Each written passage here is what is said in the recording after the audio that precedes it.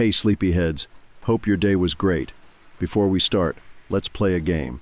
Comment the time where you are right now and whether you should be asleep already. Let's see who's the biggest night owl. Before you settle in, tap that like button and subscribe to keep the cozy vibes coming.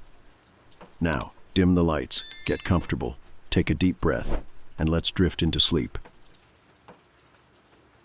So, this happened last fall. I wasn't planning to write about it honestly. I thought maybe talking about it would just make it feel more real, and I wasn't sure I wanted that.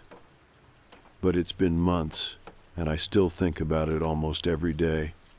Not the whole trip, just certain moments. Anyway, we stayed at this place up north, in Maine, a little lake town that mostly shuts down after Labor Day. Everything about it was kind of perfect at first. The kind of thing you daydream about when you're stuck in traffic or scrolling through Zillow listings you'll never afford. The trees were already starting to turn, the lake was glassy and still, and the house itself was way nicer than I expected for the price. It was an old farmhouse that had been renovated into a rental. White siding, green shutters, big front porch with a swing. No neighbors in sight, just trees and water.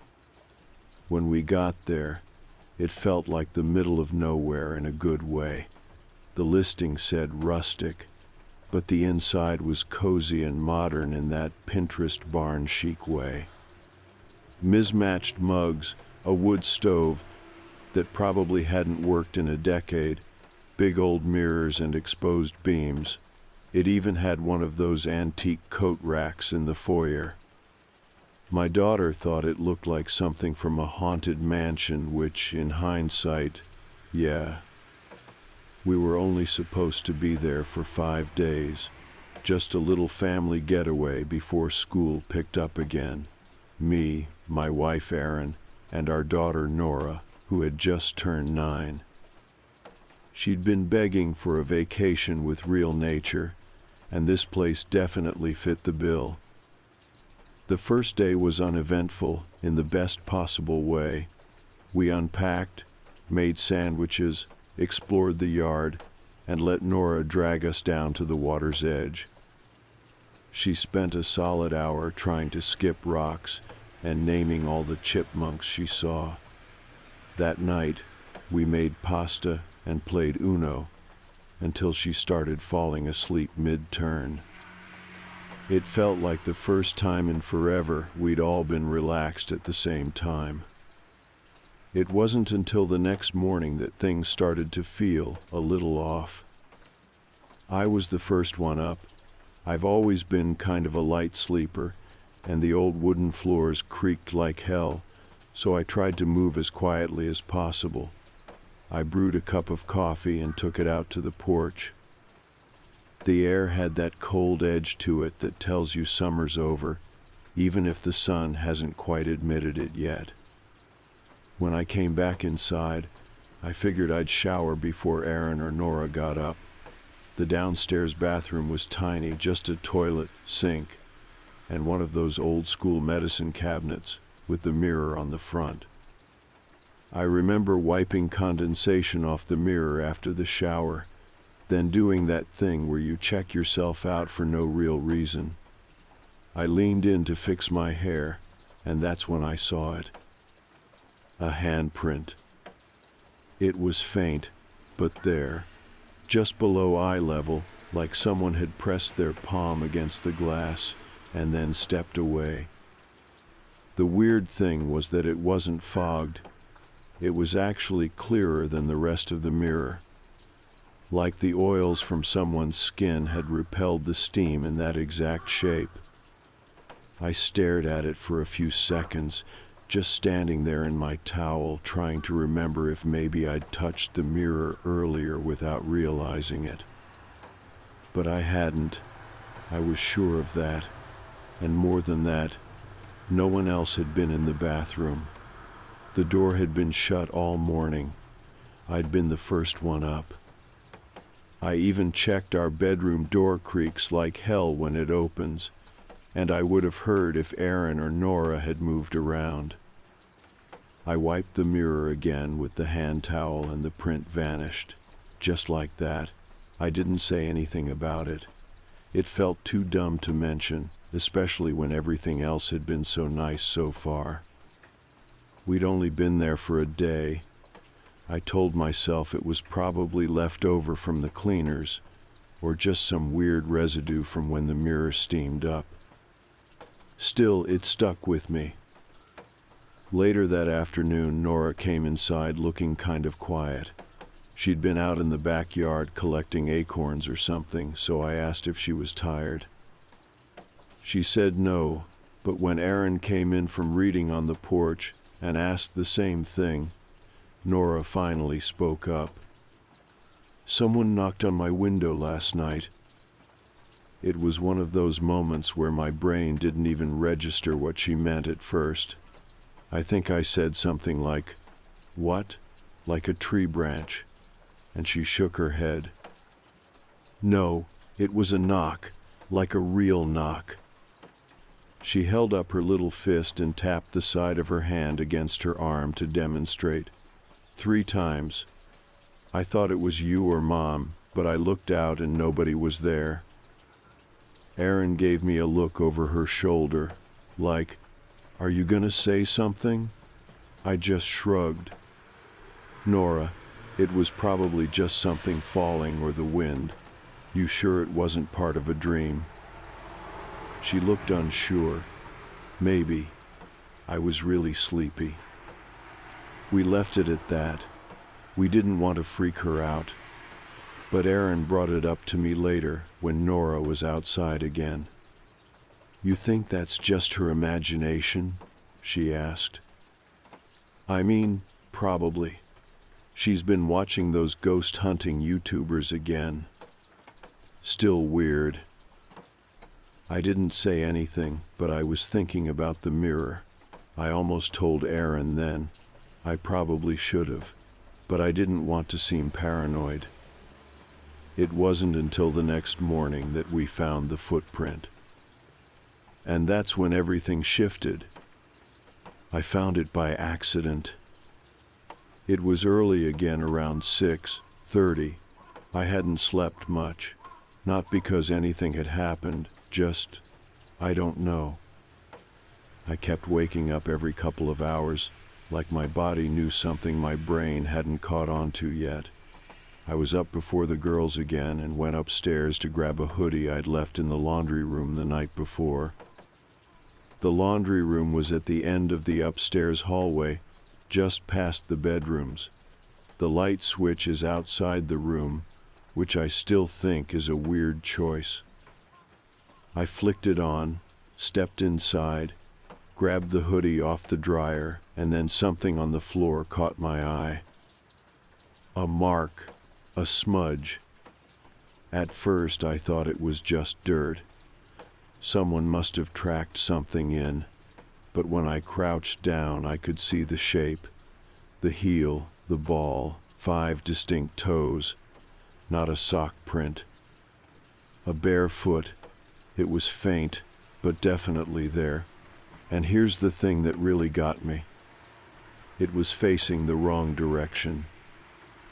Like whoever left it had been walking toward the stairs from deeper in the house, not coming in from outside, and it was the only one. No prints before it, none after. Just one, by itself, pressed into the wood like someone had stepped out of thin air. I stood there for a few seconds, just trying to make it make sense. I even checked the bottom of my own foot, just to rule myself out. Dry as a bone, no dirt. I hadn't been barefoot all morning anyway. Neither had Aaron, and Nora's feet were way smaller. Still, I wiped it up with a damp paper towel. I didn't want Nora to see it and get spooked again. Or Aaron, if I'm being honest. She already seemed on edge after the window thing. She played it cool in front of Nora, but I could tell. At breakfast, I decided to test the waters a little. "You sleep okay?" I asked, mostly to Nora. She shrugged, busy demolishing a bowl of cereal. "No more weird knocks?" I said it with a little smile, trying to keep it light. She looked up, spoon halfway to her mouth. "No, but I kept thinking I heard something." Aaron looked up too. "Like what?" "I don't know. It was like little sounds, like footsteps. But I think it was just my brain being dumb." She went back to eating, and Aaron gave me that look again. Not suspicious exactly, just unsure. We spent most of that day outside, trying to distract ourselves. It helped, sort of. We took Nora on a hike around the lake trail, brought sandwiches in a cooler, and stopped to let her take photos with the disposable camera we bought at a gas station on the way in. She was finally warming up to the place again, which made me feel better. But the whole time, I couldn't stop thinking about that footprint, the shape of it, the direction it was facing, the fact that it was alone. I waited until Nora was playing on the dock that evening to mention it to Aaron. I told her about the mirror too. She didn't say anything at first, just stared at me like I was making it up. Then finally, "Why didn't you say anything?" "I don't know," I admitted. "I thought I was overthinking it. I didn't want to freak you out." "Okay, but..." She ran a hand through her hair. "That's 2 things now. 3, if you count what Nora said. That's not nothing." "I know." We both looked out at Nora, who was crouched at the edge of the dock, tossing breadcrumbs into the water like she was summoning ducks that didn't exist. "You think someone could have been in the house?" Aaron asked. "No. I checked everything this morning. Front door was locked, windows were all shut." "What about last night?" "That part stuck with me. I hadn't checked last night. Not really. We'd gone to bed around 10, watched a little TV on Aaron's laptop, then fell asleep. No alarms, no noises, nothing like that. Still, the thought crept in. What if someone had been inside? Even just for a second. That night, I triple-checked the locks. Front door, side door, back door. Even the windows, which were all painted shut anyway. I slid a dining chair under the knob of the back door like I'd seen in movies, even though I wasn't totally sure that did anything. Aaron watched, but didn't say anything. I think she was glad I was doing it. We all went to bed a little earlier than the night before. Nora wanted to keep the hallway light on, which wasn't like her, but we said yes, just in case. The upstairs bathroom light was motion censored and kept flicking on whenever the cat walked past it, which scared the crap out of me at 2 a.m. I didn't sleep well again. I kept hearing things, soft creaks, the wind through the trees, the usual noises of an old house settling, but now every little sound felt sharp, like it meant something. Around 3, I got up to pee. I didn't want to, but I had to. The bathroom was cold and smelled faintly of old soap and the peppermint stuff Nora uses in her hair. I didn't look in the mirror. When I stepped back into the hallway, I froze. For a second, I thought I saw something move at the far end, just past the laundry room. Not a person, more like a shadow shifting where there shouldn't be one. But when I blinked, it was gone. I told myself it was my eyes adjusting to the dark. I even walked down there and flipped the light on, just to prove it. Nothing. Empty. Still, I didn't sleep after that. Just lay there, staring at the ceiling, waiting for morning. At breakfast, Erin said she thought she heard a thump in the night, like something falling, but nothing was out of place. Nora seemed fine, if a little quieter than usual. She kept looking toward the stairs like she was waiting for something to come down them. And that's when I decided to call the rental owner. Just to ask. Not to accuse anyone of anything, just to ask. If anyone else had stayed here recently. If there was anything we should know about the place. I expected a cheerful, "Oh, it's just the pipes," kind of answer. What I got instead was a long pause. Then the owner cleared his throat. "There may have been a situation with the last guests," he said. "Why do you ask?" I didn't even know what to say. "You should have told us that when we booked," I finally said. "I didn't think it would matter," he said quietly.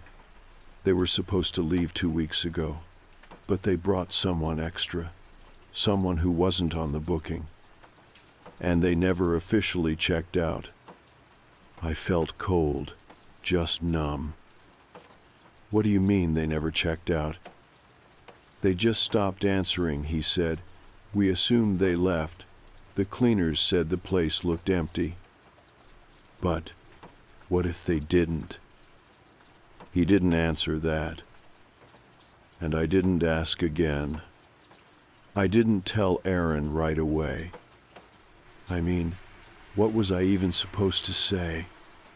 "Hey, the guy who owns this house casually admitted that someone stayed here and might never have left.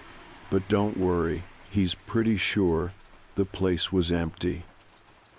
I just stood in the kitchen for a while, phone still in my hand, pretending to scroll through emails.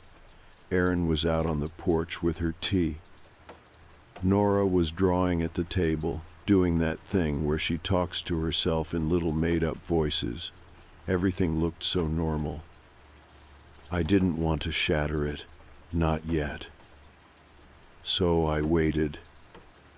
Instead, I went upstairs and checked the entire house again, every closet, every cabinet, even under the beds, which felt a little childish, but I did it anyway. I opened the attic hatch in the hallway, nothing but dust and insulation. I knocked on the walls. I pushed at the back panels of the linen closet just in case it had some creepy crawl space no one told us about. Nothing. That should have made me feel better. It didn't. Later, I asked the owner for more details, trying to keep the conversation casual. He said the original guests were a couple from Connecticut, early 30s. They booked for a week, then extended their stay 3 more days. But the cleaner showed up after checkout and found the place empty, no sign of anyone, no personal stuff left behind. "But the neighbors said they brought someone else," he told me. "A third person, younger guy, I think. Someone who didn't show up on the reservation." I asked if he'd ever gotten in touch with them again. He just said no, that they stopped answering emails and calls, that he filed a complaint with the rental platform, but nothing came of it. I asked if he called the cops. He hesitated again. "No signs of anything illegal," he said. "The house was clean, doors locked, nothing broken. If they left someone behind, they must have come back for them." I hung up without saying much. I was trying to keep it together for Nora, who had started asking if we could go home early. She didn't say why, and I didn't push. But I think she felt it too, the tension that had started filling up the space between us, like humidity before a storm. That night, everything came to a head. It started just after midnight. I'd been in bed for hours but hadn't managed to sleep. Erin was turned away from me, completely still, which usually meant she was awake too. The house was dead quiet. No wind, no creaks. Even the old pipes had gone silent. and then 3 soft knocks. Not on our door, on Nora's. I sat up straight. Erin did too at the exact same time. She looked at me wide-eyed. "Did you hear that?" she whispered. We both got out of bed without speaking. I didn't even grab anything, just moved. Nora's room was across the hall. The door was shut, and there was no sound on the other side. I knocked gently and opened it before she answered. She was sitting up in bed, covers pulled to her chest. "There was someone at my door," she said quietly. "I heard them." I looked around her room. No open windows, nothing moved, no sign of anything again. But it wasn't just the knock this time. There were smudges on the door, like fingerprints, right at her height, 5 of them, smeared slightly like someone had run their hand down the wood. Erin saw them too. I looked over and she was already pulling Nora's suitcase out from under the bed, stuffing clothes in without folding anything. "We're leaving," she said. And honestly, I didn't argue. I helped pack. We didn't talk much, just moved. Nora was shaking, but she didn't cry. I told her to keep her hoodie on, and she nodded like she was trying not to fall apart. She looked older than 9 all of a sudden. We were in the car in less than 15 minutes. The sun wasn't even close to up yet. As we pulled away, I kept checking the rearview mirror, half expecting to see someone step out onto the porch behind us. Nothing. We drove to a diner about 30 miles south, one of those 24-hour ones you forget exist until you need one. The coffee was awful and the eggs were rubbery, but I didn't care. Erin and I sat across from each other, silently staring at our plates, while Nora drew ghosts on her napkin. I finally told Erin what the owner had said. She didn't say much, just, I knew something was off. After breakfast, we booked a hotel closer to Portland and stayed there the next 2 nights. We didn't go back to the lake house, not even to check out properly. I sent the owner a message and left the keys under a flower pot on the porch. He messaged back 2 days later, just, "Understood." That was it. Nora didn't want to talk about what happened. We tried gently, but she shut down every time we brought it up. I think part of her was afraid we'd tell her she imagined it, and part of her was afraid we'd say she didn't. The weirdest part? A week after we got home, a disposable camera roll came in the mail. No note, just a cardboard sleeve with Nora's name on it. We hadn't developed the one from the trip yet. I figured maybe Erin did it and forgot to mention it. But she swore she didn't. We opened the sleeve together. It was the same camera, all right, Nora's handwriting on the little sticker, and most of the pictures were hers. Trees, chipmunks, the lake, a blurry one of me flipping a pancake. Then came the last 5. One was a photo of the upstairs hallway taken at night, it looked like. No flash. Almost completely dark except for the faint outline of the railing. The next was Nora's bedroom door, closed, no one in the frame. Then the bathroom mirror, not the whole room, just the mirror, centered perfectly. And then the attic hatch, shot from below. The final one was, I don't even know how to describe it. It was black, almost entirely, except in the center, where there was something, a shape. It looked like a person crouched low to the ground, as if they were ducking under something. You could barely see it, but the eyes caught the flash. They were open, and they were looking directly into the camera. I didn't tell Nora about the photos. I mean, how could I? She was just starting to seem normal again, eating better, sleeping through the night, laughing at dumb cartoons. Every now and then she'd get quiet for no reason, or jump at small noises, but I figured that was just going to take time. Same for Erin. She threw herself back into work like nothing happened. She never brought up the house again. She wouldn't even say the word lake. But I couldn't let it go, not completely. At first I tried. I buried the camera envelope in a junk drawer, stopped checking the rental listing, made myself stop going over every detail in my head, but it was like my brain refused to move on. I'd be driving to work and suddenly wonder if the camera had a timer function, if someone could have taken those photos without Nora knowing. One night I got so fixated, I pulled the camera back out and checked the model online. Disposable Kodak fun saver, no timer, no remote. You can't take pictures without someone physically clicking the button. So who took them? It ate at me in a slow, quiet way. I didn't tell anyone how much time I was spending thinking about it, especially Erin. She already thought I was spiraling, and maybe I was.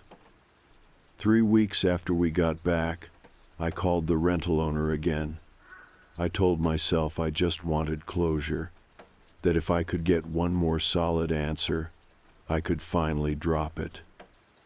He picked up on the second ring, sounded groggy. I apologized for bothering him, said we'd stayed in the house last month and I just had some follow-up questions. He was quiet for a moment. Then he said, "You're the one with the kid." I said yes. Another pause. "Is she okay?" he asked. Genuinely, not like small talk. It sounded like someone who actually wasn't sure if she'd made it out all right. "She's fine," I said, "mostly." He sighed like that answer made him feel worse, not better. "I should have taken it off the market," he said. "What do you mean?" He told me that after we left, the next guests lasted one night, a couple with a dog. They messaged him the next morning and said the place had a weird energy, that the dog wouldn't go upstairs, that they kept hearing movement in the walls. He refunded them, no argument, just sent the money back. "Was there anything in the house when you went back?" I asked. "After us?" "No," he said. "It was clean, locked up, same as before." But he didn't sound sure. He didn't hang up until I asked him flat out if anyone had ever died there. He said no, not as far as he knew, but the way he said it, "not as far as I know," made my skin crawl. That was the last time I spoke to him. I thought about reporting it. I even looked up how. There's no real process for "something's wrong with this Airbnb," not unless someone gets hurt, and technically no one had. Still, I filed a complaint through the site, just to have it on record. I kept it vague, said the place made us uncomfortable, that my daughter didn't feel safe there. They sent back a generic email thanking me for the feedback. A few days later, I checked the listing again. It was gone. Just removed completely, like it never existed. That should have made me feel better. I thought it would. It didn't. Because here's the thing. Once you've experienced something you can't explain, really can't, it kind of breaks your brain a little. You start second, guessing everything, every noise in the house, every open door you don't remember opening. I started waking up at 3:15 every night. Not exactly on the dot, but close enough to feel weird. And there were other things too, small things. One morning, I found a wet footprint in the hallway outside our bathroom. No one had showered yet. Aaron brushed it off, said maybe the cat had stepped in the sink, even though he never does that. But I checked his paws. They were clean. Another night I found a handprint on the back of our bedroom mirror. A small one, like a child's. I wiped it off without telling anyone. I don't know why I didn't say anything. Maybe I thought if I didn't name it, it couldn't grow. But Nora noticed something was wrong. She didn't ask questions, not directly, but she started sleeping with the light on again. She asked if she could move her bed so it didn't face the window. She started drawing things that made me uncomfortable. Long hallways, dark doors, shadowy figures standing just out of frame. Sometimes she'd cross them out with so much pressure the paper would tear. Aaron saw one of them and asked if everything was okay at school. Nora said yeah, but she wouldn't meet her eyes. Then, one night, about a month after we got back, she came into our room. It was just after midnight. I was still awake, lying there with that familiar tight feeling in my chest. "Can I sleep with you guys?" she whispered. Aaron moved over and pulled back the blanket without even asking why. Once she was settled between us, I asked as gently as I could, "Did you have a bad dream?" She didn't answer right away. Then she whispered, "He's still looking." I didn't know what that meant. I wanted to ask, but Erin shushed me and rubbed her back until she fell asleep. I just stared at the ceiling. I didn't sleep at all that night. The next day I went back to that junk drawer and pulled out the camera envelope again. I looked at that last photo for a long time, the shape crouched low, the pale dots of its eyes. And I realized something I hadn't before. The camera was angled upward, like someone had been holding it at chest level and pointed it toward the floor, not standing height, not eye level. It had been taken by a child, which means Nora didn't forget taking it. She lied. I didn't confront Nora right away. I thought about it, I even rehearsed what I'd say, but something about the idea made me hesitate. She was just a kid. I didn't want to accuse her of lying. I just wanted to understand. For a couple days, I kept watching her, not in a creepy way, just noticing. She was still herself mostly. She laughed at cartoons. She told me when her class hamster died like it actually bummed her out. But there were moments when she seemed far away, like I'd ask her a question and she'd blink before answering, like she had to come back from wherever she'd gone. I asked her about the trip once, just lightly while we were in the car. "What was your favorite part of the lake house?" She didn't answer for a long time.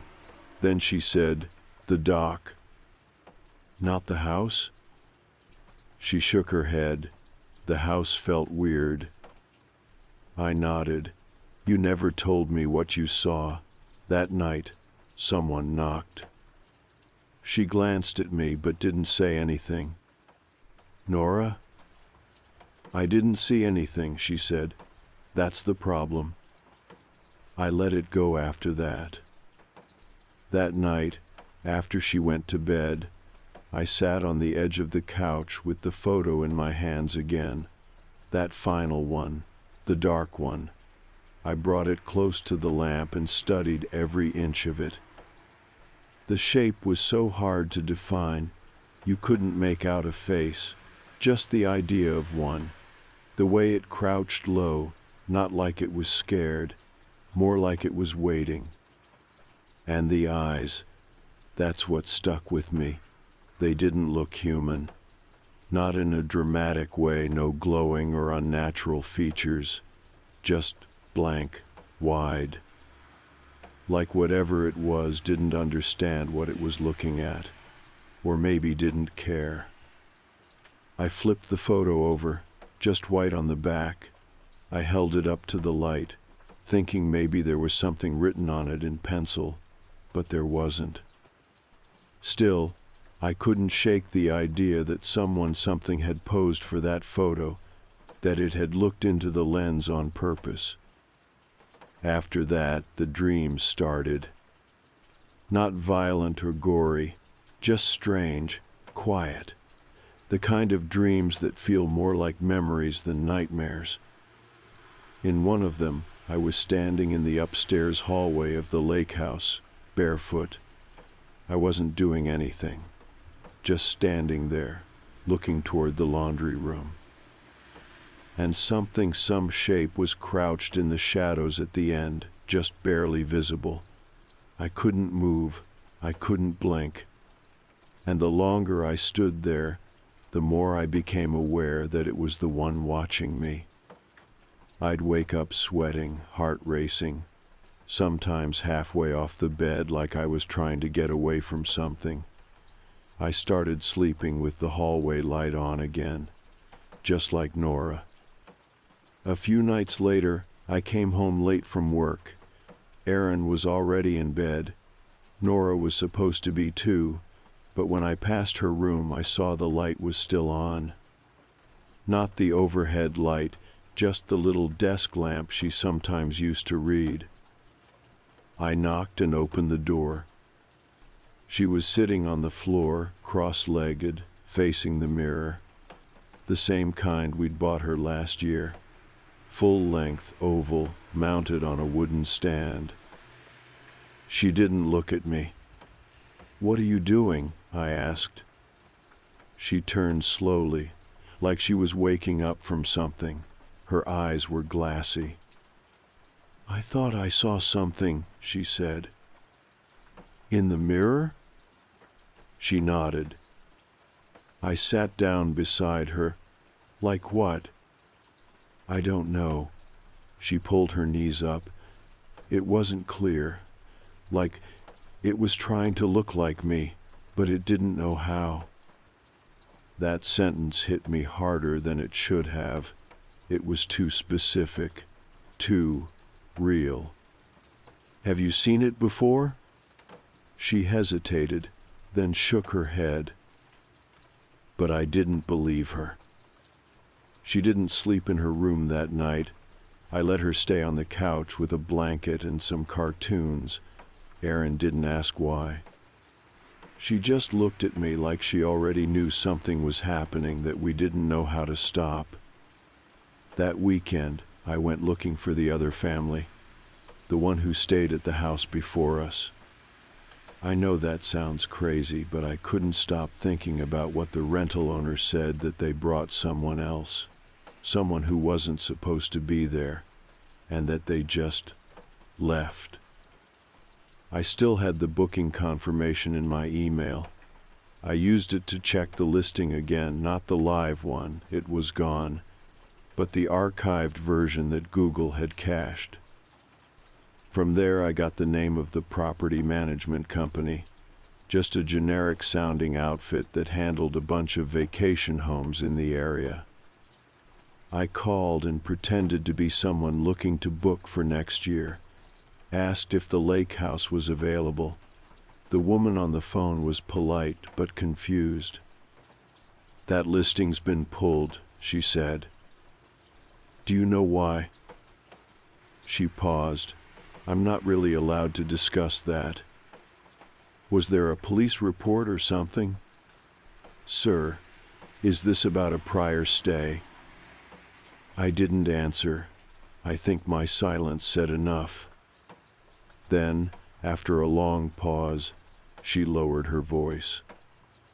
There was an incident, she said, but it didn't happen to any of our guests, not officially.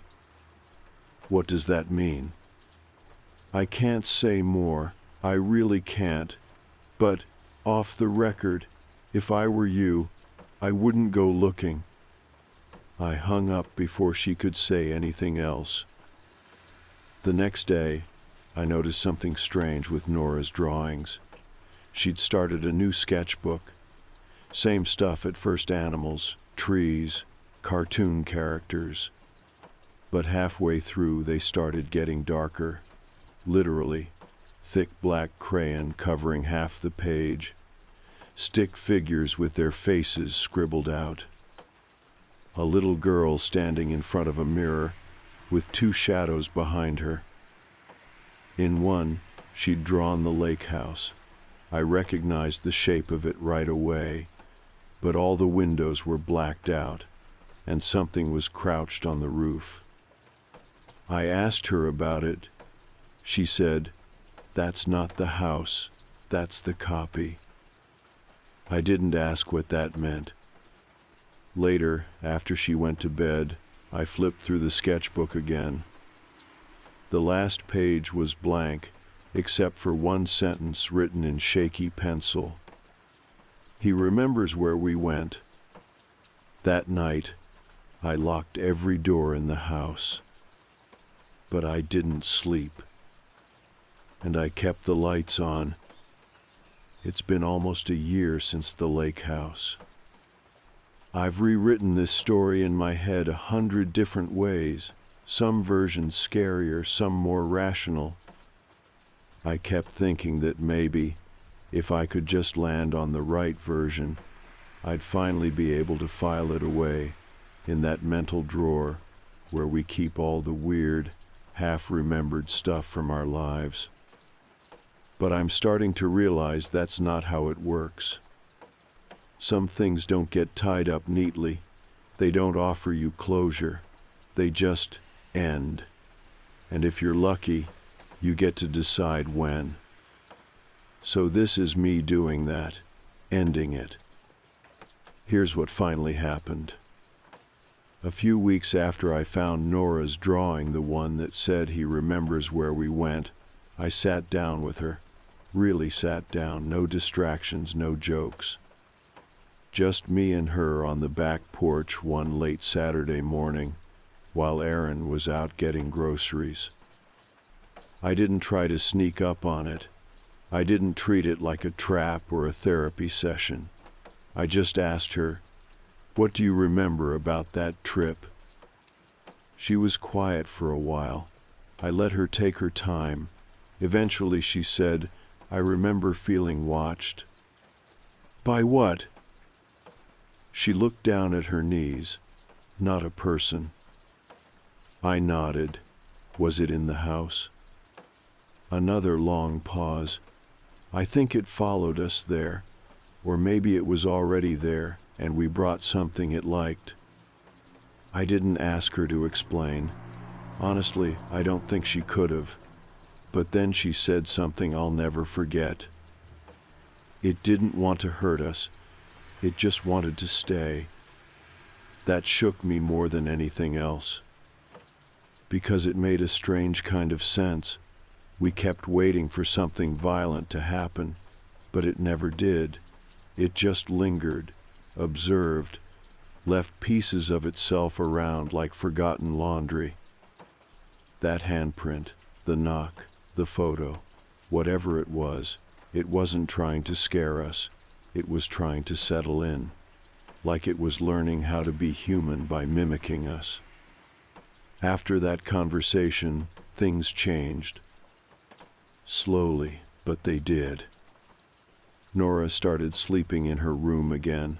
The lights stayed on for a while, but eventually she stopped needing them. The drawings became brighter, less dark, less chaotic. The shadows shrank. Her therapist said she was processing well. I think that's probably true. Aaron and I talked more too, really talked. For a while, we'd both been pretending it hadn't affected us. But it had. It's hard to explain what it feels like to be scared in your own home, not of a person, but of the possibility that the world is thinner than you thought, that there's something just beyond it, watching. She told me she'd been having dreams too, mostly of doors she couldn't open, or mirrors that showed the wrong room behind her, but they'd faded over time, just like mine did. There were no more footprints, no more smudges, no photos in the mail. And still it lingered in the back of my head. He remembers where we went. It almost felt like a warning, but it also felt like a truth. Because even as life started to feel normal again, school drop-offs, Saturday chores, lunch leftovers in the fridge, I couldn't forget that house. So one day, I went back, alone. I didn't tell Aaron. I didn't even plan it, really. I had a work trip a couple towns over and realized I was only an hour and a half from the lake. I told myself I just wanted to see if the house was still there. If maybe I'd built it up in my head. It was still there. Same white siding, same green shutters, same porch swing, swaying slightly in the breeze like someone had just gotten up from it. There was no for rent sign, no sign of life at all. Just tall grass and a bird bath full of leaves. I parked down the road and walked up to the edge of the property, but I didn't go in. I just stood there. And I don't know how to explain this part in a way that doesn't sound made up, but I'll try. I felt something let go. It wasn't dramatic, no rush of wind, no voices in the trees, just a lightness, like tension I didn't even realize I was carrying had loosened from my chest. Whatever had been there, it wasn't anymore. I didn't feel watched. I didn't feel anything, really, just tired. I stood there for a few more minutes, took one last look at the windows, and walked back to the car. On the drive home, I didn't replay anything in my head. I didn't try to dissect it. I didn't feel the need. That was the last time I thought of the lake house in the way I used to, as a threat, as something unfinished. Now, when I think of it, I mostly just feel a little sad. Not for us, for it. Because if I'm right, if it was trying to learn, trying to be close to something it couldn't quite touch, then maybe all those little things weren't warnings. Maybe they were attempts, bad ones, sure. Unnerving, but not malicious. Just lonely. And maybe we were the first ones to really see it. Maybe that's why it followed us home for a while. Maybe we reminded it of something. I'll never know. I'm okay with that. Nora's fine. She still draws, but it's all sunshine and animals now. Last week she brought home a school project about her favorite place in nature, and she picked the lake. When I asked her why, she said, because it was quiet, and I like quiet places now. I just smiled. I think part of her remembers more than she says, but maybe that's her way of letting it go too. Aaron and I are better. We talk more. We're planning a trip this fall somewhere warmer. Maybe a beach this time. No cabins, no attics. Just sand and sun and overpriced ice cream. And me? I sleep through the night again. Not always, but often. The mirror's clean. The house feels like ours again. Sometimes when it's late and the house is still, I'll catch myself listening, just for a second, just to make sure the silence is empty. It always is. And that's enough. So yeah, that's what happened. That's all of it. Not a ghost story, not exactly. Just a strange thing that happened to a regular family in a quiet house by a quiet lake. And we're okay now. We really are. I don't talk about this night often. Even now, years later, I still get a pit in my stomach when I think about it. At the time, I was 16, doing the usual babysitting gigs for extra cash. It was nothing serious, just watching kids for a few hours while their parents had a night out. Most of the jobs were for neighbors or family friends, but this one was different. I got the job through a woman my mom knew from work. She had a friend, Lauren, who needed a sitter at the last minute. Her usual one had canceled, and she was desperate. I had never met Lauren before, but my mom reassured me she was a single mom with a 4-year-old son, just trying to get a night off. I didn't think much of it.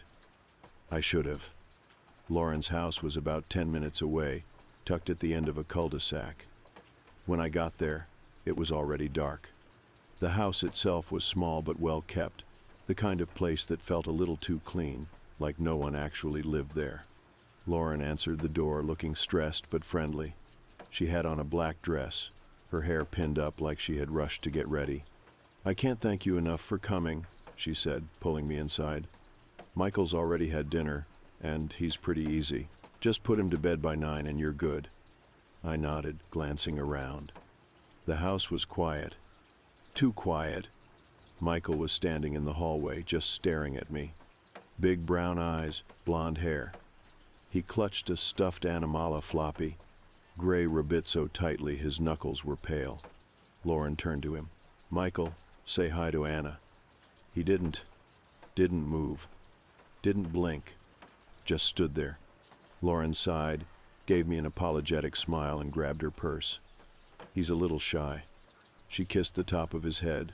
"Be good for Anna, okay? Mommy will be back soon." Michael still didn't speak. Lauren hesitated, like she wanted to say something else. Then, under her breath so soft I almost didn't hear it, she muttered, "Stay in the living room." I frowned. "What?" She shook her head. "Nothing. Just call me if you need anything." And then she was gone. The second the door shut, Michael turned and walked away. Not to the couch. Not to his room. Just down the hallway, into the dark. I hesitated, then followed him. "Hey buddy, do you want to watch a movie?" I called after him. No answer. I found him standing in the middle of the hallway, staring at the floor. He didn't turn to look at me. Didn't move at all. I felt my stomach tighten. I took a step closer. "Michael?" Still nothing.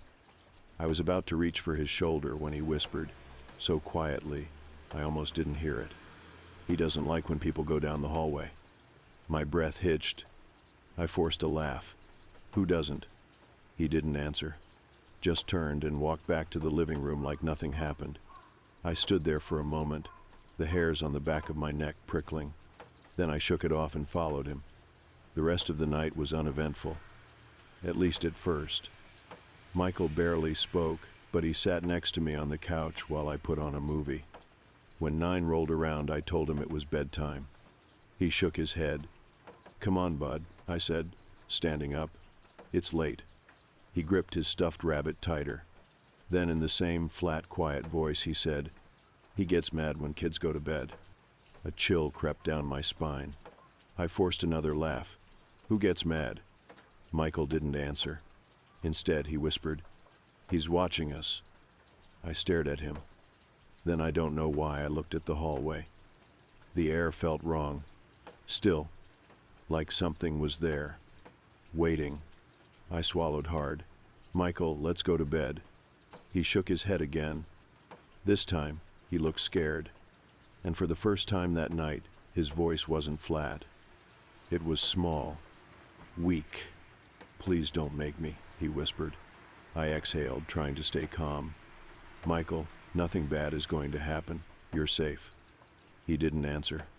Just squeezed his stuffed rabbit to his chest and stared at the hallway. I followed his gaze. The hallway light was off.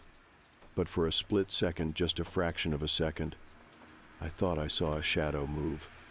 I grabbed my phone. I was done with this. I didn't care if Lauren thought I was overreacting. Something was wrong. I opened my messages and typed, "Hey, Michael won't go to bed. He keeps saying someone's watching us. Is there a camera in the house or something?" I sent it and waited. 3 dots appeared. Then Lauren's reply. Just 2 words. "Get out."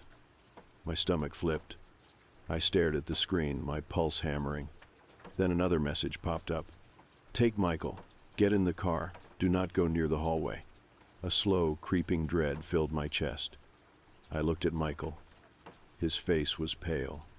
His little hands were shaking as he clutched his rabbit. I could hear my own breath, too loud in the silence. Then, a soft creak echoed from the hallway, like a door opening. Only there was no door there, just darkness. And I swear to God, I saw something move inside it. I didn't think. I grabbed Michael's hand and ran, straight to the front door, fumbling with the lock. Michael was crying, whispering something over and over, but I couldn't hear him over the sound of my own pulse in my ears. Finally, the lock clicked. I yanked the door open and bolted outside, pulling Michael with me. I ran to my car, threw open the door, and shoved him into the passenger seat.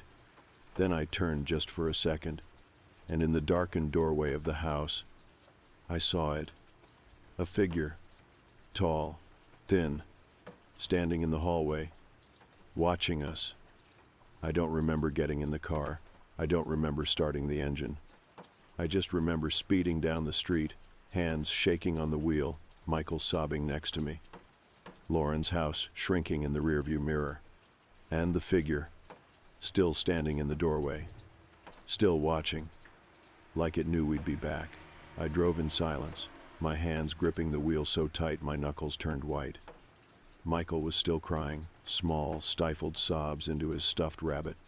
I wanted to tell him it was okay, that we were safe, but I wasn't sure if that was true. Lauren's text repeated in my head, over and over. "Get out. Take Michael. Get in the car. Do not go near the hallway." She had known. She had known something was there, and she had left me alone with it. I didn't stop driving until I reached the parking lot of a 24-hour gas station a few miles away. It was bright, flashing neon lights reflecting off the windshield. There were people inside, normal people, and for the first time since I left Lauren's house, I felt like I could breathe again. I turned to Michael. His face was pale, streaked with tears. He still clutched his rabbit so tightly I thought he might rip it apart. "Hey, buddy," I kept my voice soft. "It's okay. We're safe." He didn't respond, didn't even look at me. His little body was rigid, his eyes locked on the dashboard, like he was afraid to move. I reached for my phone. No new messages from Lauren. I hesitated for a second, then called her. It rang once, twice. Then she answered. "Anna?" Her voice was shaky, breathless. I exhaled in relief. "Lauren, what the hell is going on?" A pause. Then, in a whisper, "Is he with you?" I glanced at Michael. "Yes, we're in my car." Another pause. Then Lauren let out a long, shaky breath. "Thank God." I waited, but she didn't say anything else. "What happened?" I pressed. "Why did you tell me to leave?" I expected her to make something up, to say it was nothing, that I was overreacting. But she didn't. Instead, her voice came back hoarse. "I should have told you sooner," she whispered. "I thought maybe it would be okay, that it wouldn't act up tonight." I felt my stomach drop. What wouldn't act up? Silence. Then a sniffle. Lauren was crying. "When we first moved in, Michael had night terrors," she said. "At least, that's what I thought they were. He'd wake up screaming about something in the hallway, something watching him." I swallowed hard. He called it the tall man. The word sent a shiver down my spine. I turned to Michael, still curled up in the passenger seat, his small fingers twisting the ears of his stuffed rabbit. "Michael," I whispered, "the tall man, is that who you were talking about earlier?" Michael's breathing hitched. Slowly, he turned his head and nodded. My mouth went dry. I turned back to the phone. "Lauren, I saw something in the hallway." A sharp inhale on the other end of the line. Then, in a whisper, "I know." She told me everything. How Michael's terrors got worse. How he refused to sleep in his room, always waking up in tears, saying the tall man was watching. How, at first, she had dismissed it as just a child's imagination, until she started seeing things too. It started small, she said. I'd wake up and find the hallway light on, even though I always turned it off before bed. I'd hear soft creaks in the floorboards, like footsteps. I shivered. But then, she hesitated. Then I saw him. I gripped the phone tighter. Saw him how? "I woke up in the middle of the night," she said. "I don't know why. Just that weird feeling you get sometimes. Like something's wrong." I knew that feeling. I had felt it just a few hours ago. "I looked at the hallway," Lauren continued, voice shaking. "And there he was, tall, thin, standing completely still." I pressed my hand to my mouth. "I only saw him for a second." She swallowed. Then the light flickered, and he was gone. I was shaking now. I had seen him too. Not clearly, not like she had. But I had felt him, standing there, watching us. "Lauren," I whispered, "why didn't you move?" She let out a bitter laugh. "I tried. I broke the lease after 6 months. I was ready to leave." She paused. "But then Michael went missing." My entire body tensed. "What?" She took a deep breath. "It was only for 2 hours. I was packing up and I turned around and he was just gone. I searched everywhere. The cops were on their way." Her voice trembled. "And then, out of nowhere, he was back." A heavy silence settled between us. I barely managed to speak. "Where was he?" Lauren sniffled. "I don't know. He didn't remember. He just kept saying the same thing over and over."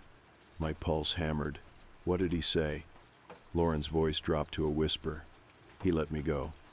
A wave of nausea rolled through me. I looked at Michael again.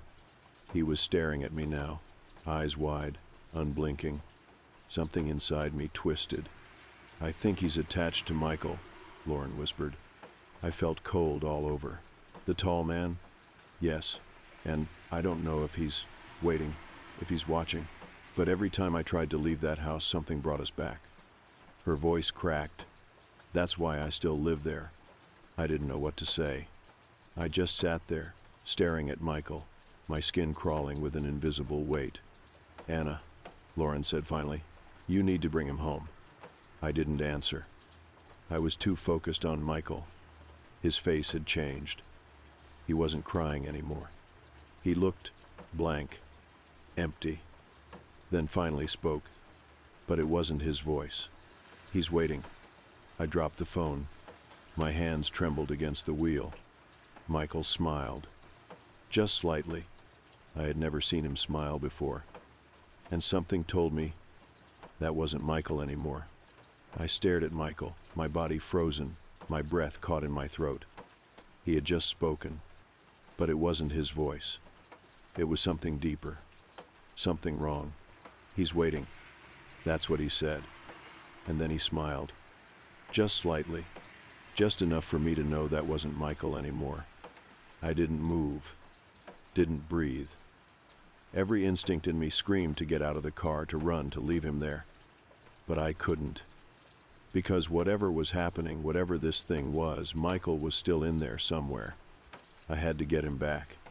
I reached for my phone with a shaking hand and put it on speaker.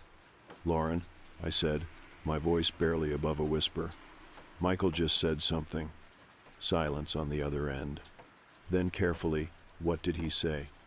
I swallowed. "He said, he's waiting." A sharp inhale. Lauren's voice came back, strained. "Anna, listen to me carefully." I nodded, even though she couldn't see me. "You need to bring him home. Now." My stomach twisted. "Lauren, now." I turned the key in the ignition. Michael was watching me. His hand still clutched his stuffed rabbit, but his grip was too tight. like he was holding on to something much heavier than fabric. I started driving. He didn't blink, didn't ask where we were going, just sat there, still and silent.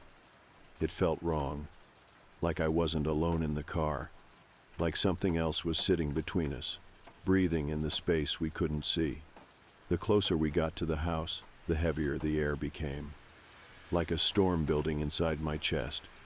When I pulled into the driveway, the house was dark. Lauren was already outside, waiting on the porch. She didn't run toward us, didn't wave. She just stood there, still, like she was afraid to move. I reached for Michael's hand. It was ice cold. "Come on, bud," I whispered. "Let's go inside." For the first time in a long time, he moved. He turned his head toward me, blinking like he was coming out of a fog. Then, in the smallest voice, "I don't want to." I swallowed hard. "Why not?" Michael's lip quivered. "He'll be mad." I felt sick. I took his hand and led him out of the car, my heart hammering so hard I thought I might pass out. Lauren didn't move from the porch. She just whispered, "Hurry." Michael hesitated at the front steps. For a second I thought he might fight me. But then, all at once, his body went limp, like a puppet with its strings cut. I caught him before he hit the ground, my pulse slamming against my ribs. His small fingers gripped my wrist, tightly. His breath rasped against my arm as he whispered, "Don't let him take me again." I didn't think. I carried him inside. Lauren slammed the door shut behind us, flipping the lock so fast her hands shook. The house was pitch black. The air felt thick, suffocating. Michael was trembling in my arms. Lauren grabbed my wrist and pulled me toward the hallway. "We need to put him to bed." I stopped short. "What?" She didn't look at me. "That's the only way." I stared at her. "Lauren, I don't think he needs sleep. I think he needs a priest." She finally turned to face me. Her eyes were red-rimmed, exhausted. She looked broken. "I know this sounds crazy," she whispered, "but it's the only way to get him back. He has to sleep in his own bed. That's where he was when he disappeared before." I shook my head. "What if that's how he disappeared in the first place?" Lauren's voice cracked. "Then we won't let him go." I carried Michael down the hallway, Lauren's footsteps slow behind me. The closer we got to his room, the more he tensed. I could feel it in his tiny body, the fear. Like he knew what was coming. Like he had done this before. We reached his room. I hesitated at the threshold. The air felt different here. Heavy, stagnant, like something was waiting. Lauren pulled back the blankets. I placed Michael down gently. His eyes were glassy. Lauren whispered, "Close your eyes, sweetheart." Michael whimpered. Then, in a broken whisper, "Please don't let him take me." I squeezed his hand. "We won't." His eyelids fluttered, and then he was asleep. The house went silent. Thick, unmoving. Lauren and I stood over his bed, staring at him, waiting. Neither of us spoke. Neither of us breathed. And then, the hallway light flickered. A sharp, static sound hissed through the air. And behind us, a creak.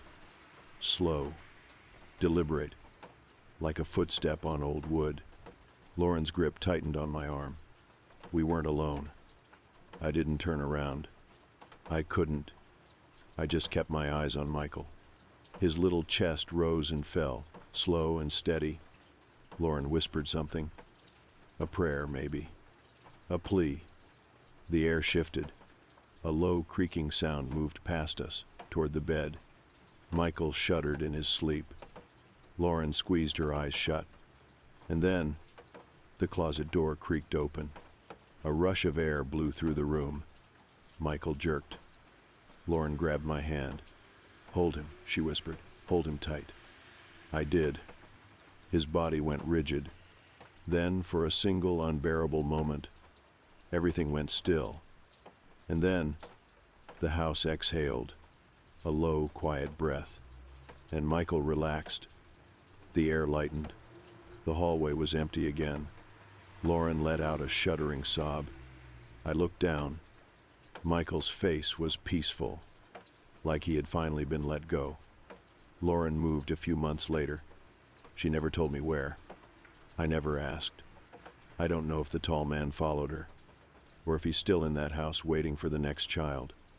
But sometimes, I still wake up in the middle of the night, and for a split second, I swear I can see a shadow standing in the hallway, watching, waiting for someone new.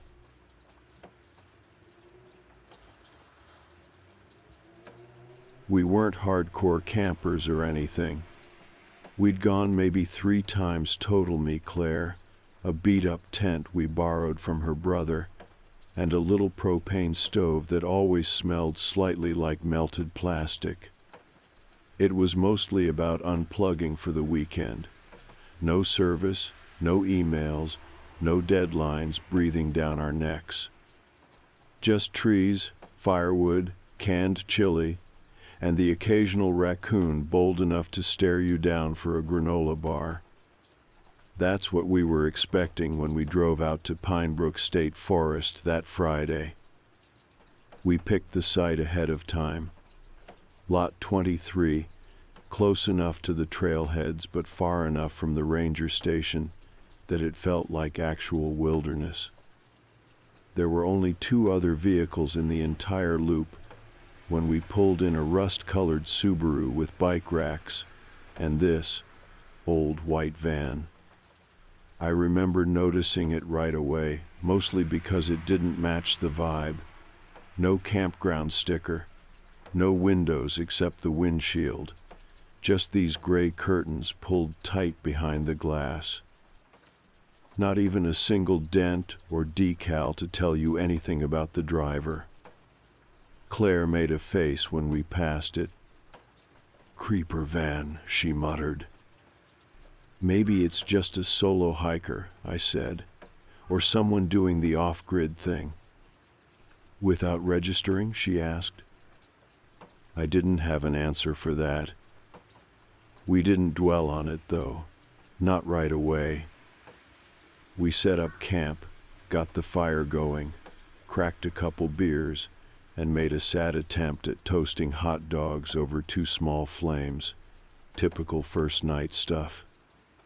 When the sun went down, the forest went quiet in that way you forget it can. No sirens, no cars, just the occasional crack of a branch and the distant call of an owl. The van was still sitting there, 2 sites over, but we didn't hear a door open, didn't see a flashlight flicker, nothing. Like it was just a prop someone left behind. By the time we crawled into the tent, I'd stopped thinking about it. Claire hadn't. "I swear it hasn't moved since we got here," she whispered, pulling the sleeping bag up to her chin. "Maybe they're just a heavy sleeper," I said. "Half asleep already." She didn't laugh. "Do you think we should have told the ranger?" "What would we say? There's a weird van at a campsite?" "Yeah, pretty much." I shifted onto my side and pulled her in closer. "If it's still there tomorrow, we'll check with them, okay?" She nodded against my chest. Neither of us brought it up the next morning. The van was still there, parked at an angle like it had just coasted into the lot and died. No footprints in the dirt around it, no smoke from a fire. It looked exactly the same, silent, shut. We went for a hike that day, nothing crazy, just a 4-mile loop through a mossy ridge trail that smelled like wet pine needles and took us past some gorgeous overlooks. The kind of walk that usually wrings out your anxiety. But every time I stopped to catch my breath, I caught Claire looking behind us. Not ahead. Behind. That night we ate by lantern light. The fire didn't catch like it had the first night, too damp, too rushed. Neither of us really tried. There was a tension sitting between us that we hadn't spoken out loud yet, but it filled the air like smoke anyway. Around 11, we zipped up the tent and settled in. It was colder that night. The wind came in off the ridge, brushing against the tent walls with soft, shivery pressure. I woke up to the sound of something stepping on dry branches. Not a deer. I know what deer sound like. They're skittish, light on their feet. Whatever this was had weight. I sat up slowly, trying not to make noise, and pressed my hand to Claire's arm. She was already awake, staring at the nylon above us like she could see through it. "Did you hear it?" she whispered. "Yeah." It came again. 2 steps, then silence. I unzipped the tent as quietly as I could and stuck my head out. Nothing. Just the fire pit, now dark, our cooler, the outline of our car. The van was gone. I blinked and leaned further out. Its sight was empty. No tire tracks, no light, no shape. Just the damp gravel lot, hollow and quiet. "Where the hell did it go?" Claire asked, crawling out behind me. "I don't know."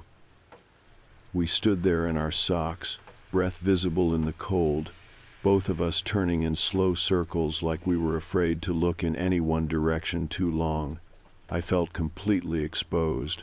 No locks, no doors. Just canvas and mesh, and the hope that whoever had been nearby wasn't still watching. We didn't sleep the rest of the night. Claire sat cross-legged in the tent, holding the flashlight, while I stayed zipped into my sleeping bag with my pocket knife gripped in one hand like I'd be able to do anything with it. When dawn broke, we didn't even talk about packing. It just happened. We took down the tent in record time, tossed everything into the car, and peeled out of the campsite like something was going to chase us if we stayed 1 second longer. The ranger station was a small log cabin near the park entrance. We pulled in, both of us looking half feral after a night of no sleep and adrenaline. The ranger on duty was maybe in his mid-50s, baseball cap, radio clipped to his vest, seemed surprised to see us. "You two heading out early?" he asked. "There was a white van parked near our site," I said, skipping the small talk. "No plates, curtains in the window. It was there when we got in Friday. It was gone when we checked last night." His face shifted slightly, not surprise, more like caution. "Which site?" 21, I said. "We were at 23. He checked his clipboard. "No one registered for that lot all weekend." I looked at Claire. Her arms were folded tightly across her chest. "I thought you needed a pass," she said. "You do," he replied, slow and deliberate, "and if it wasn't marked on here, they weren't supposed to be out there." We waited for him to say more, call someone, take a note. But he didn't. Later that afternoon, just before we left the park boundaries, Claire asked to walk back to the site.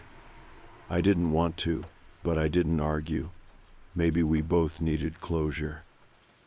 The van was still gone. The site looked undisturbed.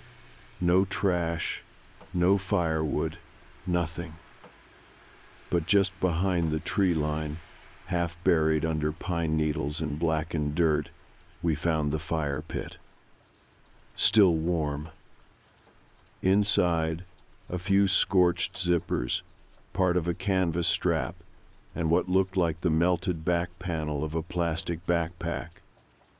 It was small, too small for an adult. And next to it, half covered in ash, was the edge of a knife blade. Claire didn't say anything. Neither did I. We just turned around and walked back to the car, and we haven't been camping since. We didn't talk much on the drive home. Not even during the stretch of highway that usually had us playing road trip games, joking about pit stops, or ranking which gas station chains had the best snacks. It was like the weight of that van, that place, still sat somewhere in the car with us, and if we said too much, we'd remind it we were there.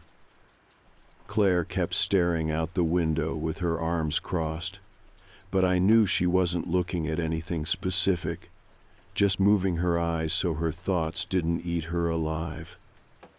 I was doing the same thing behind the wheel, trying to focus on the lines on the road, the hum of tires, anything that felt predictable. We were an hour out from home when she finally spoke. "That fire pit," she said, still not looking at me. "Did it look fresh to you?" I nodded.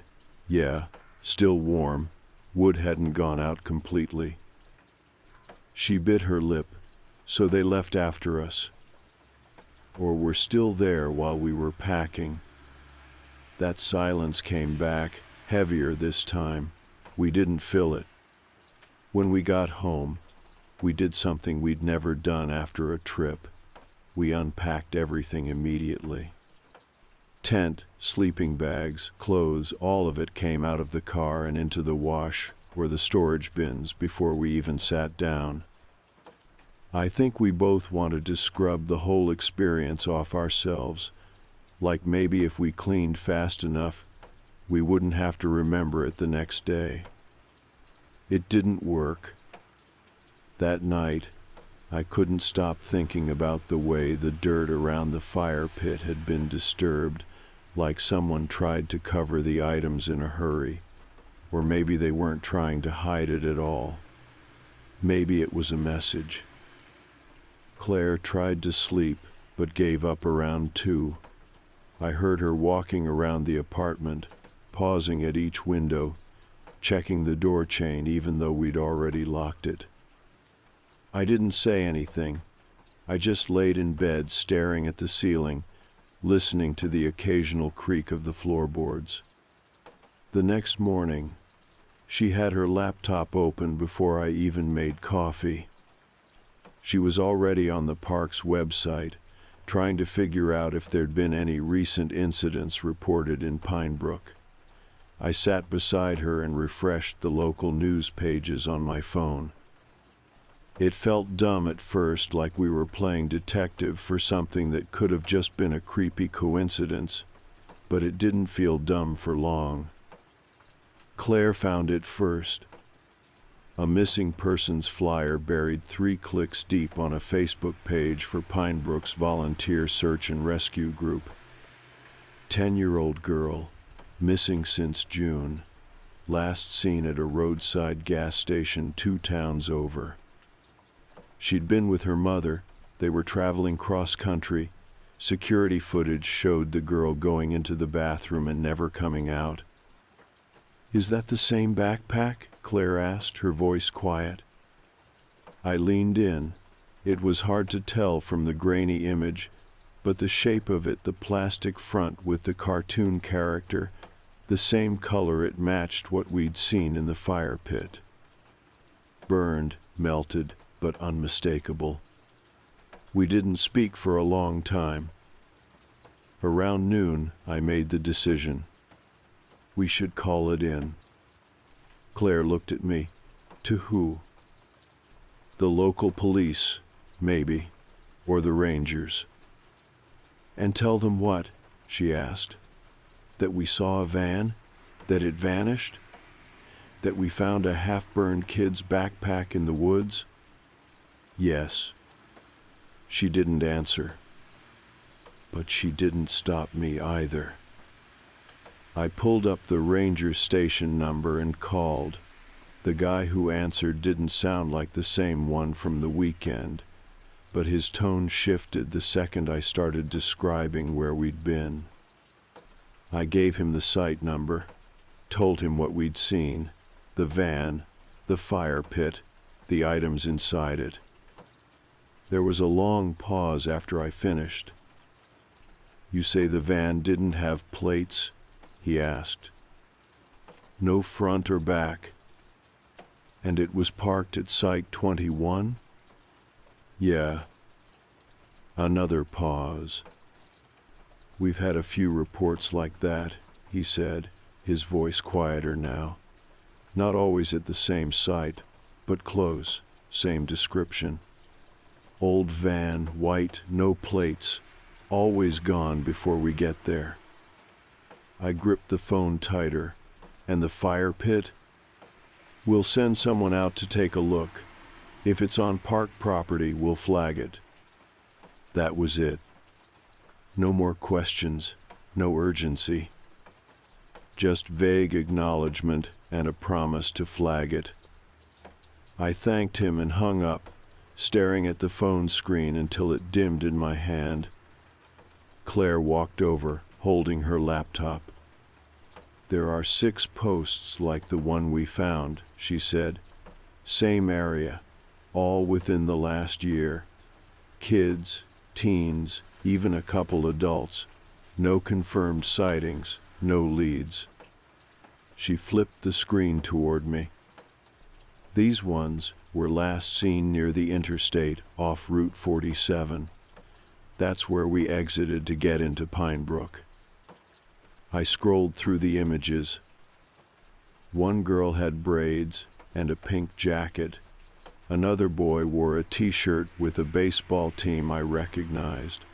All smiling, all looking like they had no idea what was waiting for them just a few miles down the road. "We need to tell someone else," I said. "Who?" she asked again, but softer this time. Not because she didn't believe me, because she did. That's what made it worse. That night, the dreams started. I saw the van again parked, silent, facing the forest. I was standing just outside its back doors. They were open. Inside was black, too dark to see, but I could hear something breathing. Not loud, not angry, just waiting. I woke up sweating, the room too hot even with the fan on. Claire was already awake. "I dreamed I was back at the site," she said, "but it wasn't ours. It was the one with the van. The fire pit was gone, but there was something sticking out of the ground. Just the edge of a blanket." We didn't talk about it the rest of the day. But I kept refreshing the missing persons pages. I don't know what I was looking for, some confirmation, a face that would link it all together, or maybe just proof that we weren't going insane. What we found instead came 2 days later. Not from the Park Service, not from the police, but from a comment on a thread buried deep in a forum about strange encounters in national parks. It was one line, posted anonymously. "The van doesn't follow you. It waits for you to come back." And suddenly I realized something that hadn't occurred to me until right then. We left the forest. But we never actually left the story. 3 nights passed without sleep that actually meant anything. Claire tried melatonin. I tried whiskey. Neither worked. At best, we drifted into shallow half-dreams. At worst, we stared at the ceiling until sunrise, watching shadows shift across the walls. By Tuesday, I stopped checking the forums. My head was a mess. Too much scrolling. Too many stories. Everyone had a theory. A few even sounded like ours, old vehicles showing up where they shouldn't. No license plates. People watching from inside. But none of them ended with any kind of clarity. Just more questions. The posts always faded off, or were deleted. Or worse, the original poster stopped replying entirely. Claire had a different strategy. She printed everything: notes, maps, screenshots. She had this ugly manila folder she carried around now like it was homework for a class she never signed up for. "This isn't just paranoia," she said Thursday morning, flipping through it. "There's a pattern." "I believe you." She looked up, surprised. "I mean it," I said. "I'm just not sure what believing it even does anymore." We were both quiet for a minute. Then she slid a photo across the table. The same girl from the missing flyer, 10 years old, backpack on. Same one we'd seen charred in the pit.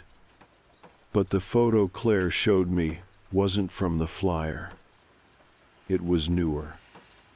"I found this on a Reddit post," she said. "Some guy talking about trail cam footage he got last month." "Wait, last month?" "Yeah, from the Ridgepoint entrance, northwest edge of Pinebrook." I looked again. It was grainy, black and white, but her outline was clear. Hair tied back, same shoes. She was walking through the trees. Alone. No timestamp, no context, just the photo. "That can't be real," I said. "She's been missing since June." Claire's voice was flat. "I think that van is taking people who are never meant to be found. We made the mistake of talking about it in front of someone else." Friday night, we were out for drinks with Claire's sister and her fiancé. We were trying to be normal again. Claire was picking at her fries. I was nursing a beer that had gone warm 20 minutes ago. Somehow, the conversation turned to camping.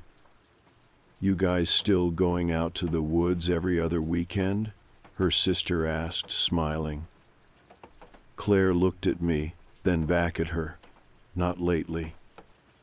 "Oh, you gotta come out with us sometime," the fiancé said. "We just found a spot up near Westfield, real quiet. No cell towers, no one for miles." Claire didn't even blink. That's kind of the problem. And before I could steer it somewhere else, she started talking about Pinebrook, the van, the missing kid, everything. Her sister's fiancé chuckled halfway through. Not a mocking laugh, more like polite confusion. "You mean like an urban legend?" Claire stared at him. "We saw the backpack. It was burned.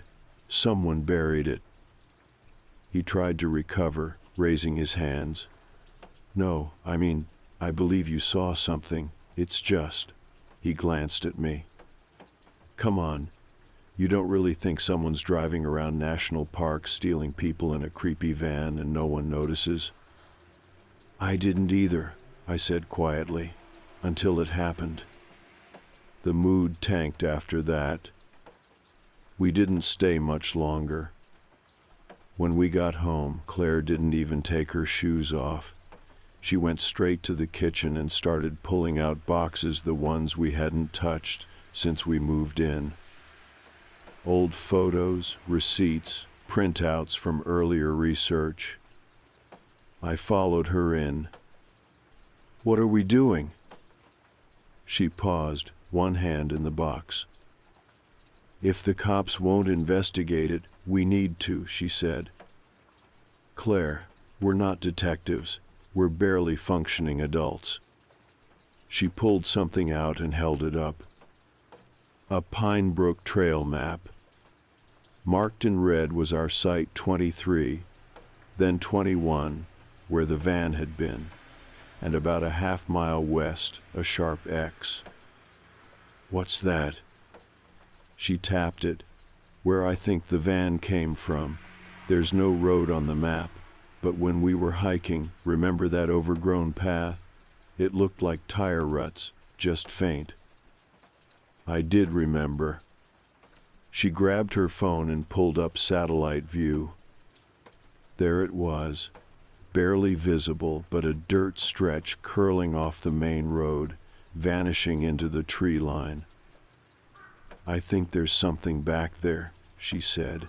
"A shed, a cabin, something they use." I stared at her. "You want to go back?" "Not want," she said, "but yeah." I didn't say anything right away. But I felt it too. That tension that doesn't let go of your spine. The one that says you've seen something you weren't supposed to, and if you walk away now, you'll never know how deep the hole goes. We planned it that night. One day, in and out. No camping, no wandering. Just enough to find out if we were crazy or not. We left Saturday at sunrise.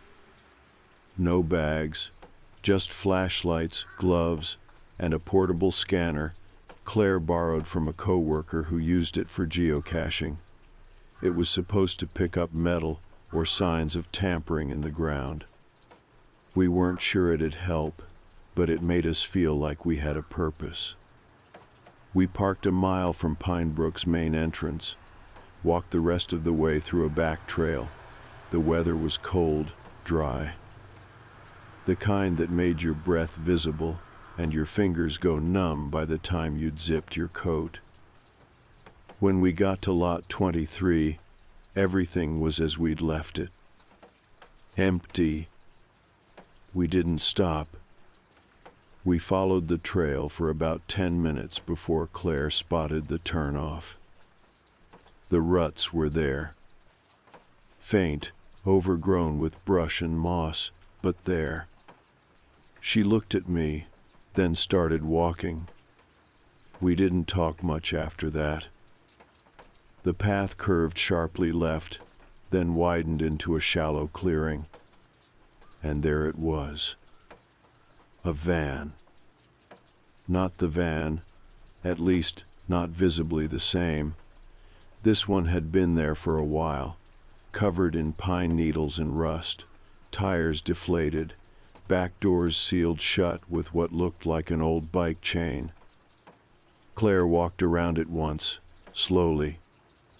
She tapped the scanner near the base of the back doors. It chirped. Then she scanned the ground nearby. Another ping.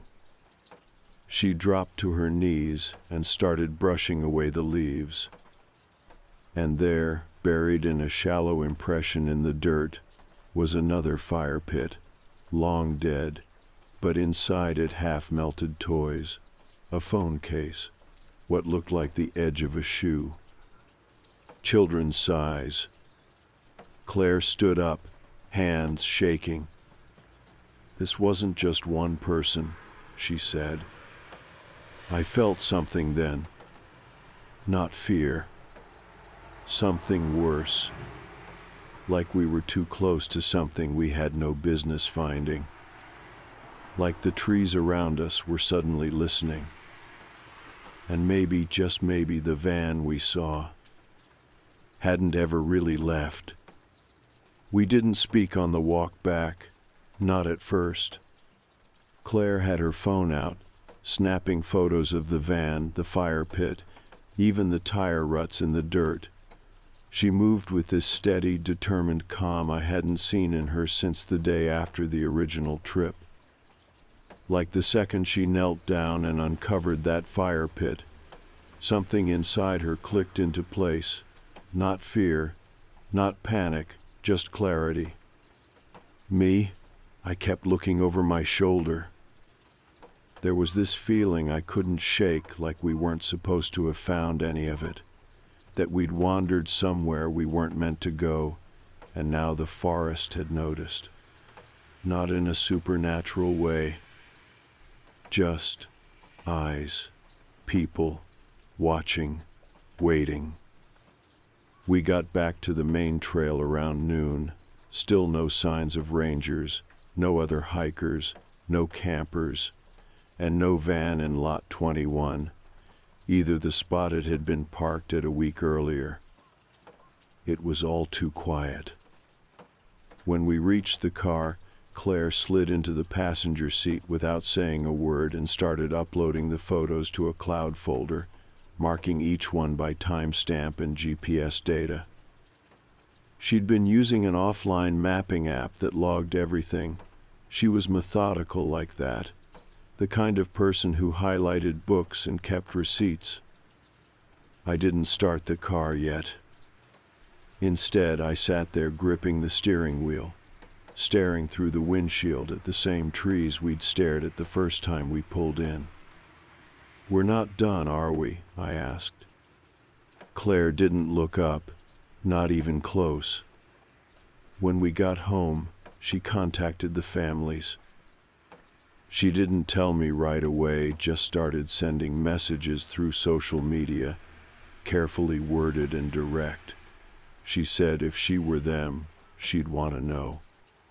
That maybe they'd been waiting for someone to say, "Hey, I saw something," even if it didn't change the outcome. I watched from the hallway while she typed. Her shoulders were tense, focused. I knew better than to interrupt. 2 responded that night. One thanked her, said the police had stopped updating them months ago. The other asked for copies of the photos.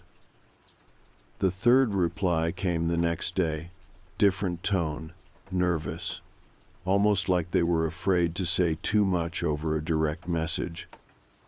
Claire read it out loud. "We saw the same van when our son went missing. No one believed us. It was in the parking lot that day, windows blacked out. My husband tried to take a photo, but the driver sped off. No plates." She paused, then whispered the next part. "They come back." We went to the police. It felt ridiculous, walking into a station with printed screenshots and trail maps. We expected rolled eyes, maybe even a polite "we'll look into it" before getting brushed off. But what we got was worse. The officer at the front desk barely let us finish before holding up his hand. "You're not the first," he said. Claire and I exchanged a look. He leaned forward. "You think this is the first time someone's come in here with stories about that forest? People talk. People come in shaking, pale, saying they saw something. But no one brings proof."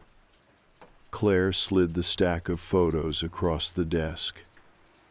He glanced at them, mouth twitching like he didn't want to admit he was interested. "What do you want us to do with this?" "Investigate," Claire said flatly. "Go to the site, check the van. That pit had children's items in it." He tapped the stack once, then exhaled. "I'll pass it along," he said, "but off the record, this kind of thing doesn't go anywhere, not unless it's happening in someone's backyard or goes viral. And even then, it gets buried fast." Claire's jaw tightened. "Why?" He hesitated, then said something that stuck with me more than anything else. "Because it's cleaner to pretend these people never existed than to admit we lost them." That night, I couldn't sit still.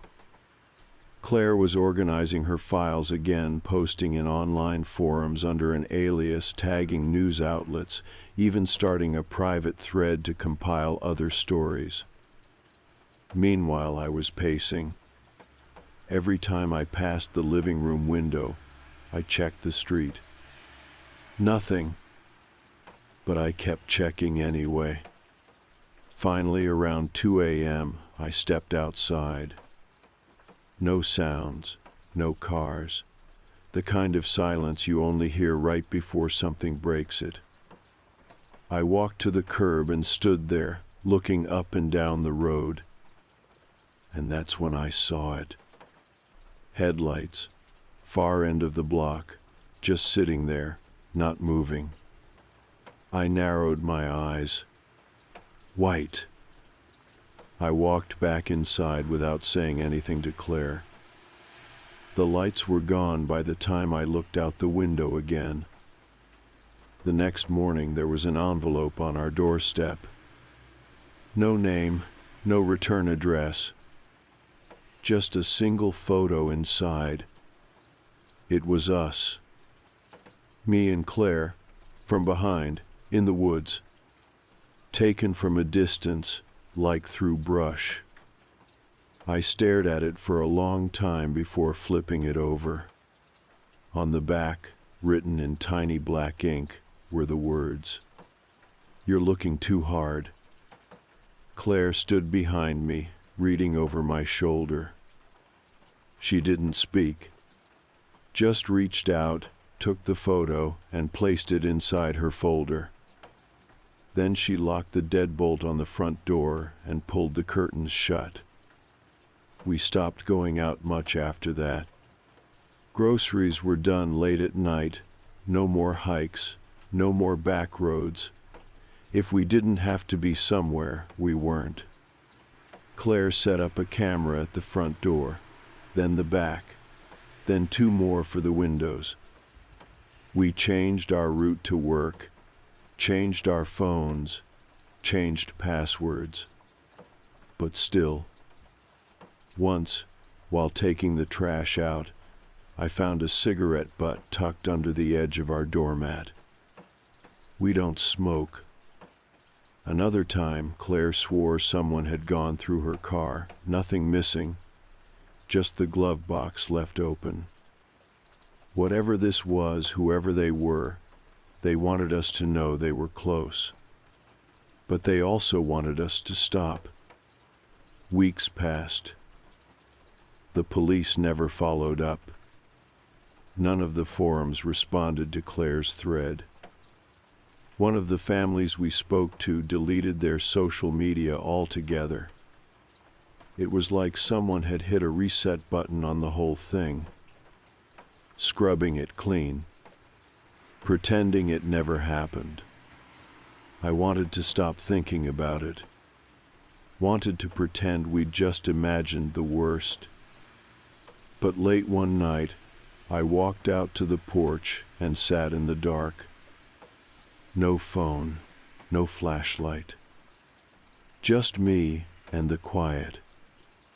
And after a few minutes, I realized something that chilled me more than the photo, more than the fire pit, more than the officer's warning. The forest wasn't following us. We were still in it. It was about 3 in the morning when I woke up to the sound of Claire moving around in the kitchen. She wasn't trying to be quiet, but she also wasn't loud. Cabinet doors opened slowly, closed gently. Drawers sliding open in little bursts. I laid there listening for a minute before calling out, "What are you doing?" She didn't answer at first. Then I heard the fridge open and close, followed by the rustle of paper, maybe foil, maybe something in a bag. I sat up.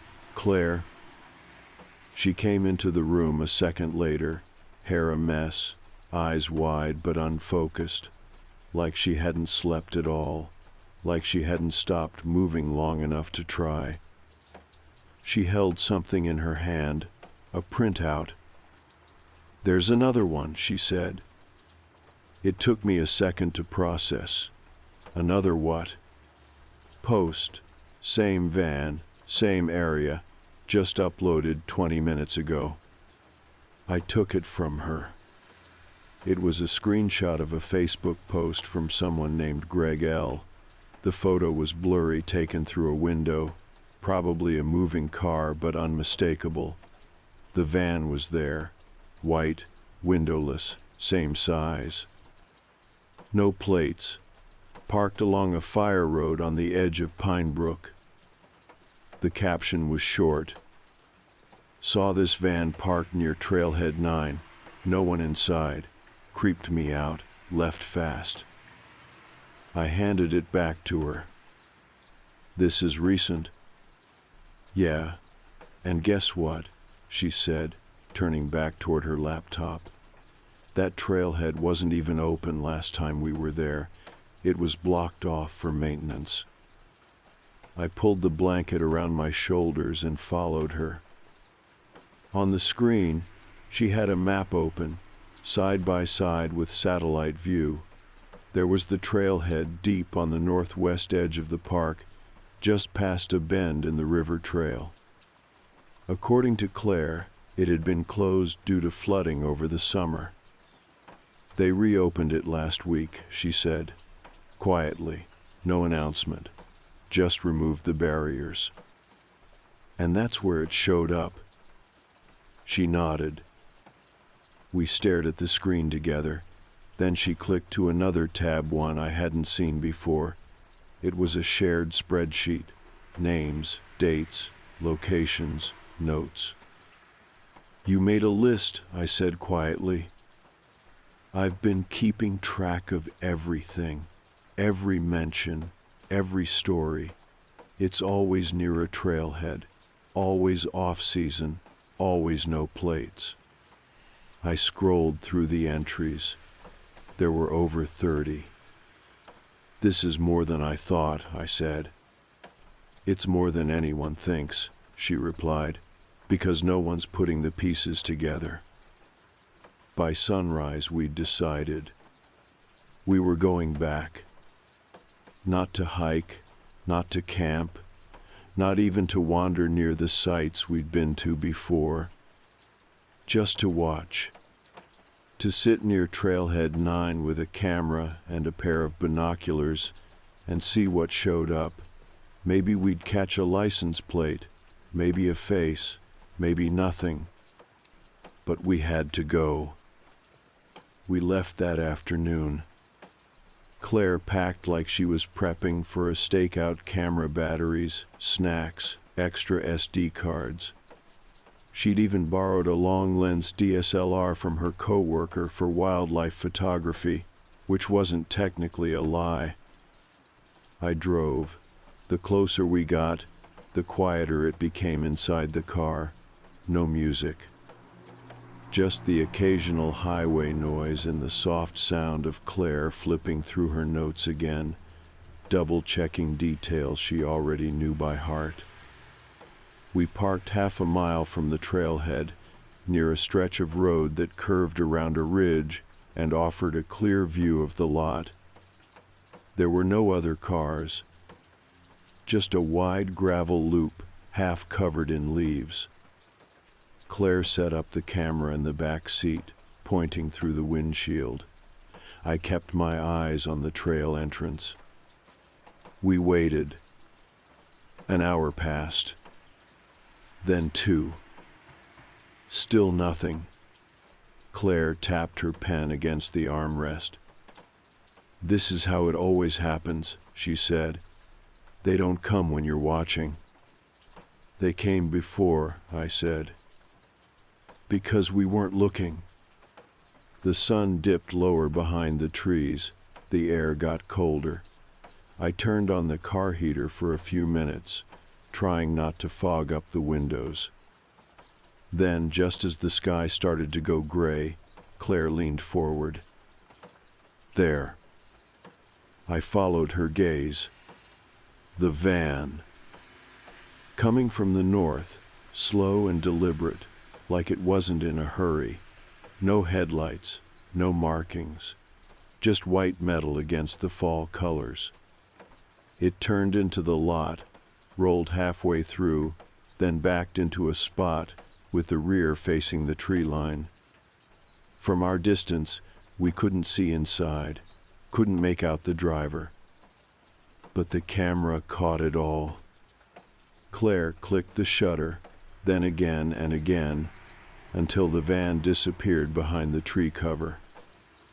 We waited another hour. No one got out. No one got in. It just sat there. And then just like that, it pulled out and drove off. Back the way it came. Gone. Claire leaned back in her seat and let out a breath she'd been holding for way too long. We got it, she said. That's the van. I nodded. Now what? She turned toward me, eyes locked on mine. Now we find out where it goes. We followed at a distance, just enough to keep it in view without drawing attention. It turned onto a fire road unmarked, then kept going. Eventually, it led to another clearing, not the one we'd found last time, a different spot. More remote. There were signs of a campsite, old fire ring, patches of disturbed dirt, and a tarp, folded, stained. Claire took more photos. Then she crouched and pulled something from the leaves. A shoe. Kid's size again. She didn't speak. Neither did I. Just then, a sound faint but unmistakable. A snap. A branch. We turned together. In the shadows of the trees, just past the tarp, someone was standing. Watching. Not moving, not speaking. Just there. Claire grabbed my arm, and we backed away slowly, keeping our eyes forward, not turning our backs. When we finally got to the car, I fumbled the keys, hands shaking. We drove. Fast. Didn't stop until we hit pavement again. Claire's hands were clenched white around the camera. "We're not making this up," she said. "I know. And if we are..." She trailed off. We didn't finish that sentence. It was almost a month before we went back. Not because we wanted to, not even because we thought we'd be safer, but because something changed, something that didn't make sense and wouldn't leave us alone. It started with Claire's phone. She kept all the evidence we'd gathered stored on the cloud, every photo, every screenshot, even audio recordings of conversations we'd had about it. She backed them up twice, one local, one online. The folder was titled something vague, so it wouldn't stand out. But one morning, while doing routine checks, she noticed it was gone. Not corrupted, not deleted by accident, gone. The physical hard drive wouldn't open. The files showed empty, like they'd never been there. When she went to log into the cloud backup, the account had been locked due to unusual activity. When she finally got back in, the folder was there, but every single file had been replaced with a blank image named 404 JPG. That was when we knew. It wasn't just the van. It was whoever was behind it, watching, scrubbing, closing every door we opened. So we made a decision. We'd go back to the woods. One last time. Not to chase the van, not to get revenge, but to bury it all, the fear, the obsession, in something solid, proof that wouldn't vanish with a power outage. We bought a disposable film camera, no GPS, no connection.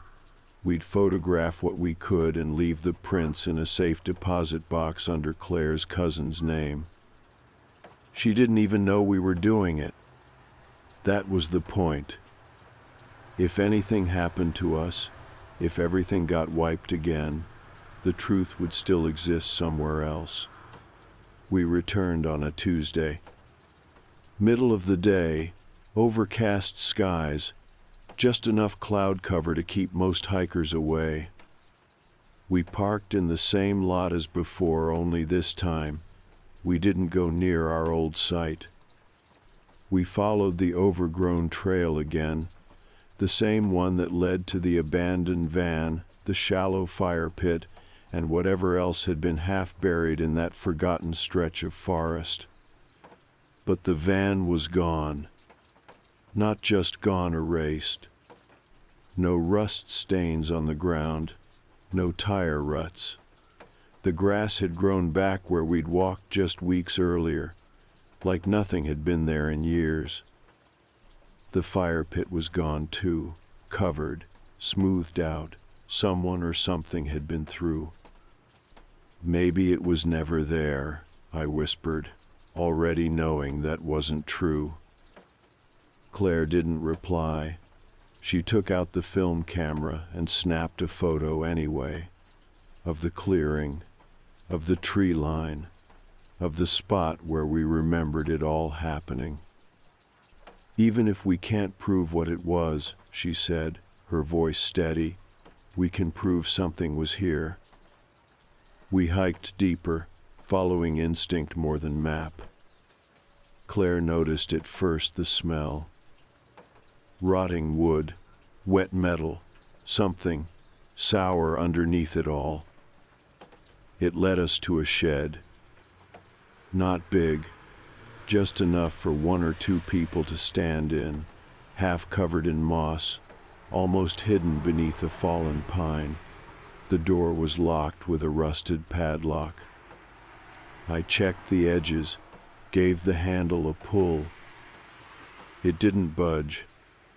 Claire raised the camera again. Just as she clicked the shutter, something moved behind us. I turned.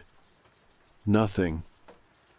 No footsteps, no birds, not even the usual hum of bugs. It was the kind of silence you feel, not hear. Claire whispered, "Let's go." And we did. We didn't run. We walked, slow and even, never looking back. Because deep down, we both knew if we turned around, we wouldn't be alone. We drove straight from Pinebrook to the photo lab.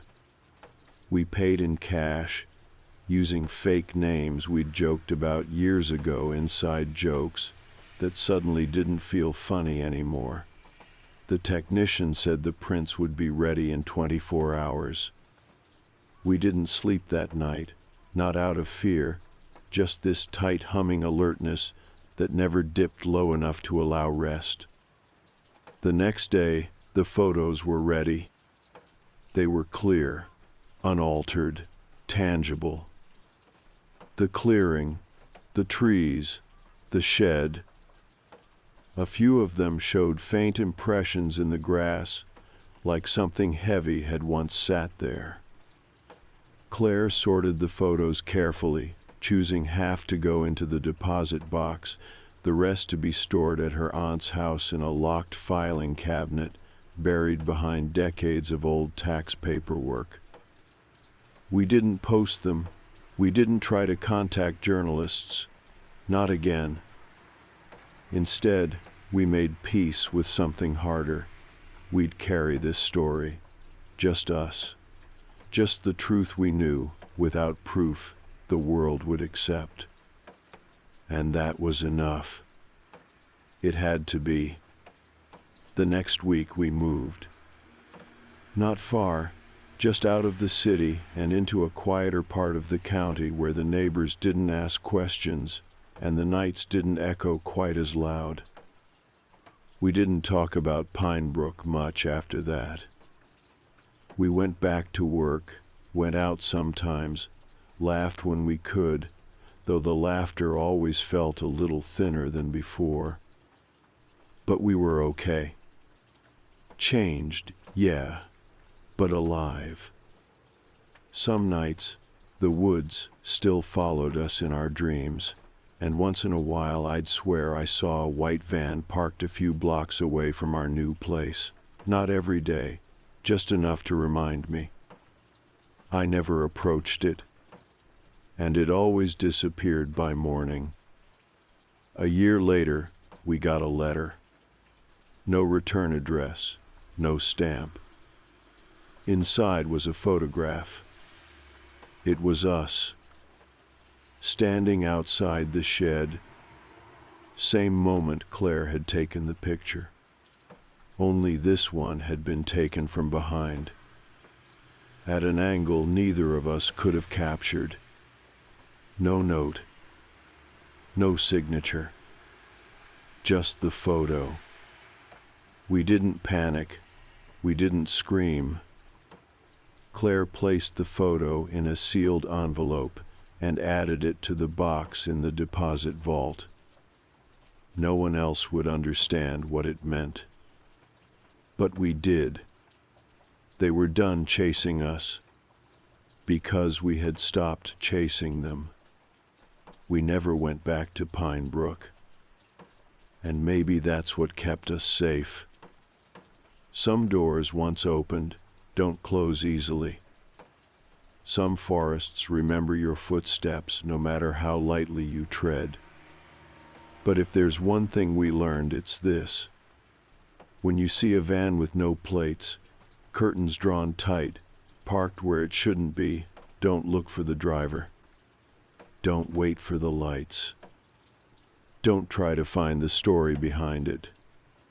Just leave.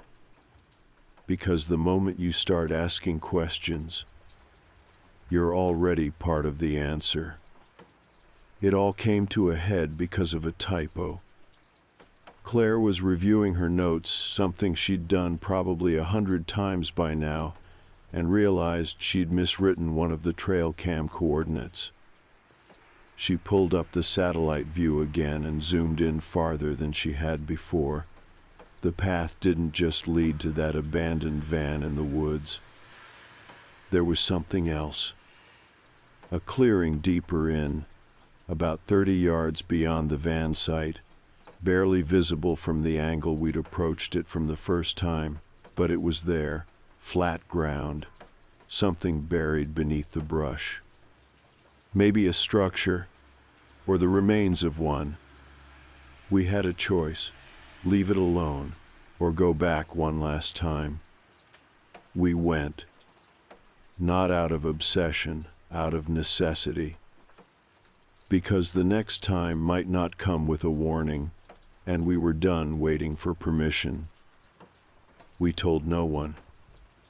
Left our phones at home, wrote a note with the GPS coordinates and left it in the glove box of my car in case something happened. Paranoia? Maybe, but we'd earned that. It took us 2 hours of hiking to reach the clearing. The terrain was harder than before. Roots, dense brambles, overgrowth thick enough that Claire had to pull her scarf over her mouth just to keep the debris out. And then the trees broke, and we saw it. It wasn't a cabin or shack. It was a pit, roughly the size of a single car, dug into the earth and partially collapsed on one side. On the other, thin metal rods jutted out, maybe the foundation of something old, maybe just rebar. There were signs of past fire, same as before. Scorched dirt, blackened stone, charred metal scraps. Claire was the first to move. She knelt near the edge and started digging gently with her gloves. After maybe 10 minutes, her hand hit something hard. Not stone, not wood. Plastic. She unearthed it slowly, a lid to a storage bin, melted slightly but still intact. Inside were fragments of clothing, strips of faded fabric, a pair of small shoes, a Ziploc bag with a photo half curled inside, a girl in a school uniform smiling awkwardly at the camera. I didn't recognize her. Claire did. She was in one of the posts, she said, a year ago, Virginia, not even from this state. We both sat back, quiet. There was no longer any question. This wasn't isolated. This wasn't one person or one van. It was a system, a rotating method, a trap that moved through parks and forests like a drifting shadow, not staying long enough to leave proof, just long enough to take. And they were counting on no one looking too closely. We brought everything we found to the authorities. But this time we didn't go local. We went federal. Claire sent a packet directly to the FBI, not the general tip line, but an actual agent she tracked down from a national task force on missing persons. She included everything: photos, coordinates, timelines, even the map overlays. Then we waited. And for the first time in months, someone responded. They showed up 2 weeks later. 2 unmarked sedans, federal IDs, real agents. They asked a lot of questions about the van, about the clearing, about how we'd gotten involved. They took our original folder, scanned our trail maps, and asked us not to speak to media just yet. Claire asked them point blank, "Is this part of something bigger?" The older agent, the one who hadn't said much until then, looked at us for a long moment. "There's more like you," he said finally. "People who got too close to something they were never supposed to see. Some vanish, some get scared and shut up, but every once in a while someone brings us enough to open the door." That was it. He didn't elaborate. They left, and we haven't heard from them since. Weeks passed, then months. The missing posters didn't disappear, but some of the families started getting updates. Quiet ones, no details, just acknowledgments that new information had come in. We were never named. Not officially, but I think they knew. And we didn't need credit. We just wanted it to stop. Claire changed after that. Not in a bad way. She just softened. The constant tension left her shoulders. The folder stayed on a shelf, untouched now. She didn't check the curtains every hour anymore. We still don't camp. Probably never will again. The gear is long gone. But we take walks. We drive the coast. We breathe better. As for me, sometimes I still dream about the van. Not in a terrifying way, more like a memory that lingers in the walls of your mind, something half forgotten that comes back in flashes. A sound of branches cracking too close. A car with no plates parked one space over. A shadow watching from the tree line, waiting to see if you notice. But then I wake up, and I check the locks, and I look out the window, and there's nothing there, because they're not following us anymore. We looked back, and they don't like being seen.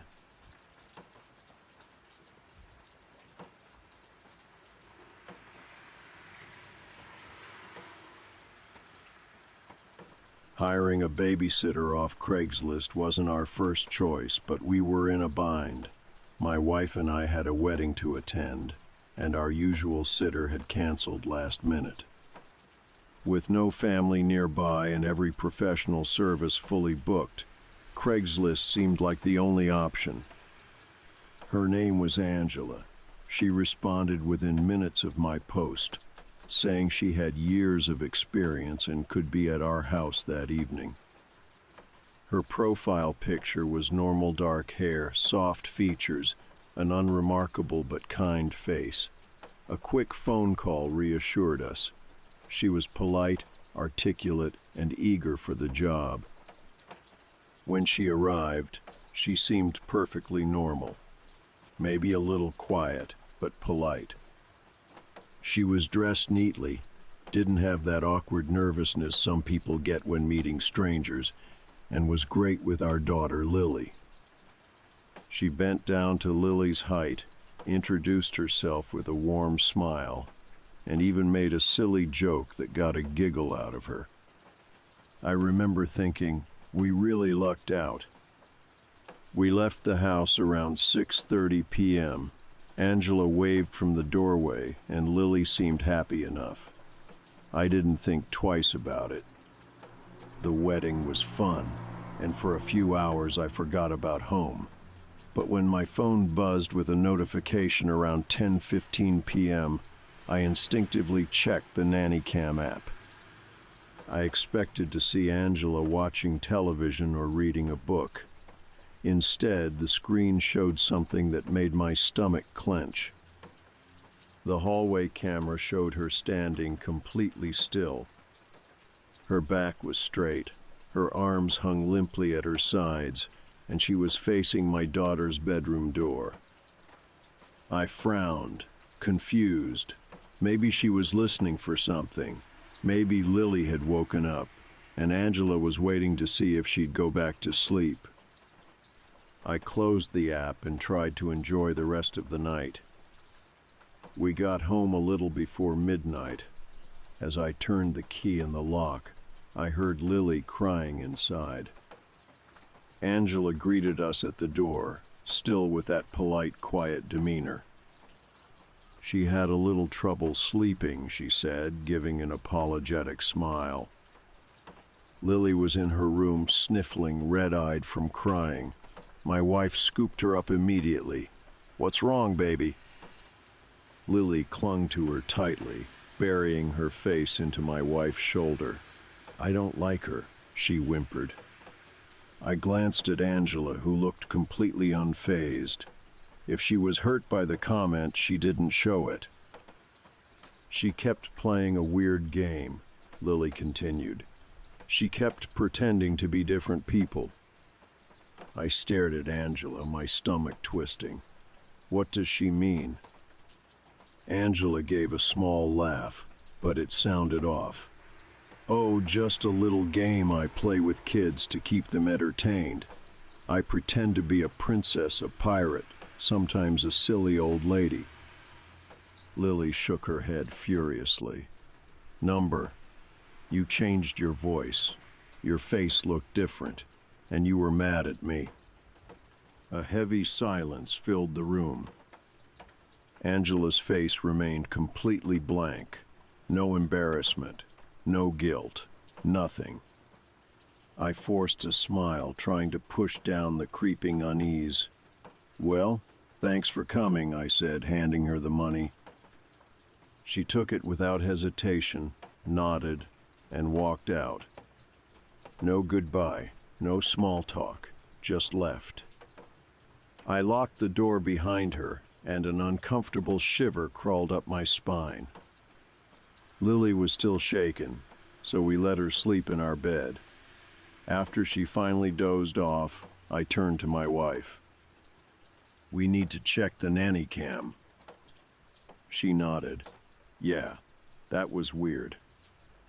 I pulled up the app and scrolled back through the footage, my heart pounding. The living room footage was fine, the kitchen normal. Then I switched to the hallway camera. Angela was standing there, facing Lily's door. Not for a moment, not for a few minutes. For nearly an hour. She didn't move, didn't shift her weight, didn't check her phone. Just stood there, staring. My wife's grip on my arm tightened. What the hell? I checked the bedroom footage. At 9:47 p.m., Angela walked into Lily's room. She didn't turn the light on. She just stood by the bed, staring down at our daughter. Lily shifted in her sleep. Angela reached out her hand, hovering inches above Lily's face before pulling away and leaving the room. I shut the app. Neither of us spoke for a long time. Finally, my wife whispered, "What was she doing?" I had no answer. But I knew one thing. We had let a stranger into our house, and we had no idea who she really was. I didn't sleep. Every time I closed my eyes, I saw her standing there, still, silent, staring at my daughter's bedroom door. By morning, I needed answers. I grabbed my phone and checked Craigslist. Her ad was gone, not just taken down, completely erased. My stomach tightened. I tried the number she'd given me. A robotic voice answered immediately. This number is no longer in service. Panic crawled under my skin. My wife sat up in bed, rubbing her eyes. What are you doing? She's gone, I said, heart pounding. Her number's disconnected. Her ad is gone. It's like she never existed. My wife frowned, still groggy. Maybe she just deleted everything after the job. I shook my head. She disappeared too fast. Something isn't right. My hands were trembling as I opened my banking app. I had sent her payment through a direct transfer. There had to be a record. I scrolled through my transactions until I found it. Angela Brooks. At least that was something. I ran a search for name. Nothing. No LinkedIn, no Facebook, no babysitting listings. Then I found it. An old news article buried on a crime blog. The headline made my stomach drop. Woman wanted for questioning in missing child case. The article was from 4 years ago. A little boy had vanished from his home. The last person to see him? A babysitter. Her name? Angela Brooks. My mouth went dry. The article said she had been questioned, but nothing was ever proven. Then she disappeared. I clicked on the grainy, low-quality photo attached to the article. The second it loaded, my blood ran cold. It was her. The same dark hair, the same blank expression. My wife, now fully awake, looked over my shoulder. The color drained from her face. "That's her," she whispered. We both looked at the baby monitor sitting on our nightstand, the same monitor that had captured her standing in our hallway for nearly an hour. "Get Lily," I said, my voice barely above a whisper. My wife didn't hesitate. She rushed to our daughter's room and scooped her up, still half asleep, while I grabbed my keys. "We're going to the police." At the station, the officer at the front desk barely reacted when we told him our babysitter had been acting off. But when I pulled up the article and showed him the name, his expression changed. He gestured for us to follow him. Another officer joined us in a small interview room. He listened, stone-faced, as I told him everything: how we'd found Angela online, how she had watched Lily in complete silence, how her ad vanished the second the night was over. Then I showed him the nanny cam footage. Angela in the hallway. Angela standing over my daughter's bed. Angela reaching out, then stopping, pulling her hand back and walking away.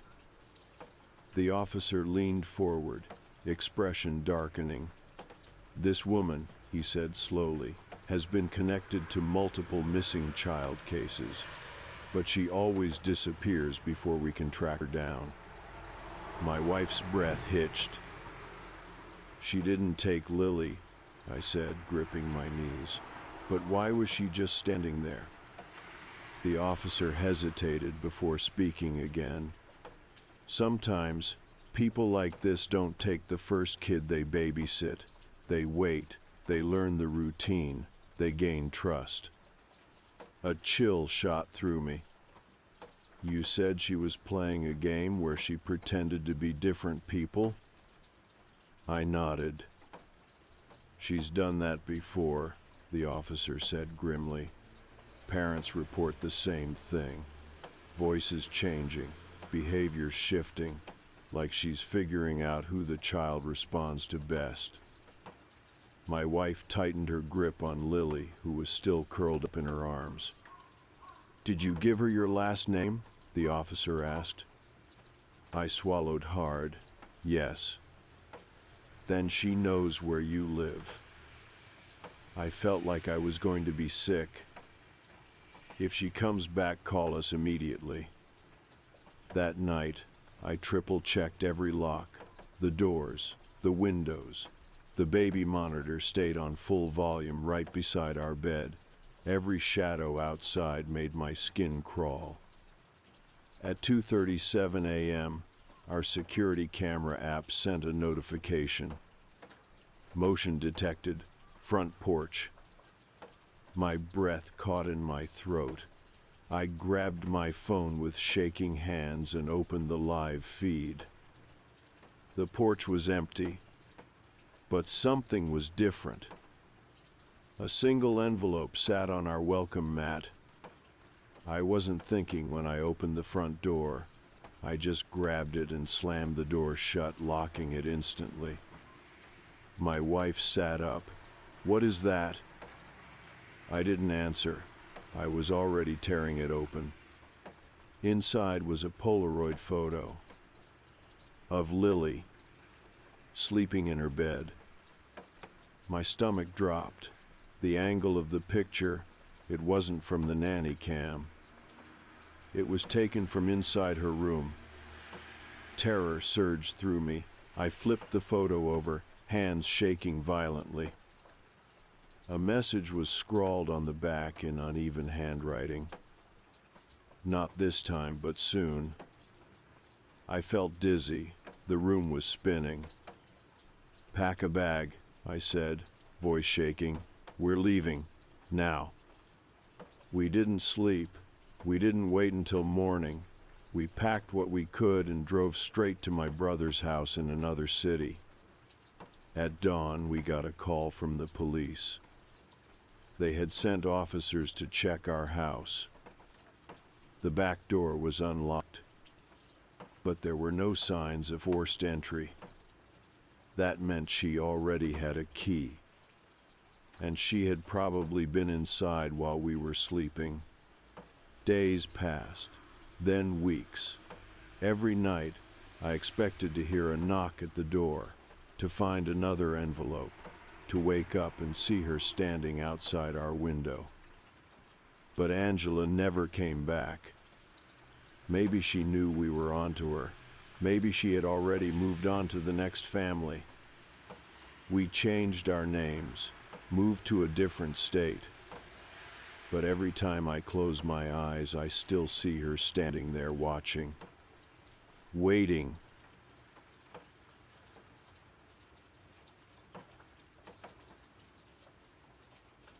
This is the weirdest thing that's ever happened to me. I'm not the kind of person who tells stories like this. You know the type, always trying to be the center of attention, always swearing they felt a presence or saw something in the mirror. That's not me. I'm a practical guy, logical. I keep to myself, do my job, mind my business. I take the bus to work every morning. Same route, same time, same seat if I can help it, second row on the left, window side. I've done that for years now. 7 years to be exact. Ever since I moved to this part of town, I work in tech support at an office that feels like it was frozen in 2009. Beige walls, burnt coffee, people who are tired of talking but do it anyway. It's not exciting, but it pays rent, and it's predictable. That's always been a comfort to me, predictability. I build my life around routine. Same breakfast, same bus, same late-night shows before bed. It helps quiet my brain, keeps the spiral at bay. So, I notice when things change, even the small stuff. And that morning, Tuesday, maybe Wednesday, something was off. Not right away. The bus pulled up on time. Driver was the usual guy, Glenn. Gray beard, one AirPod in, never smiles but always nods. I stepped on, tapped my pass, and did the usual scan of the aisle to see who was already on board. That's when I saw them.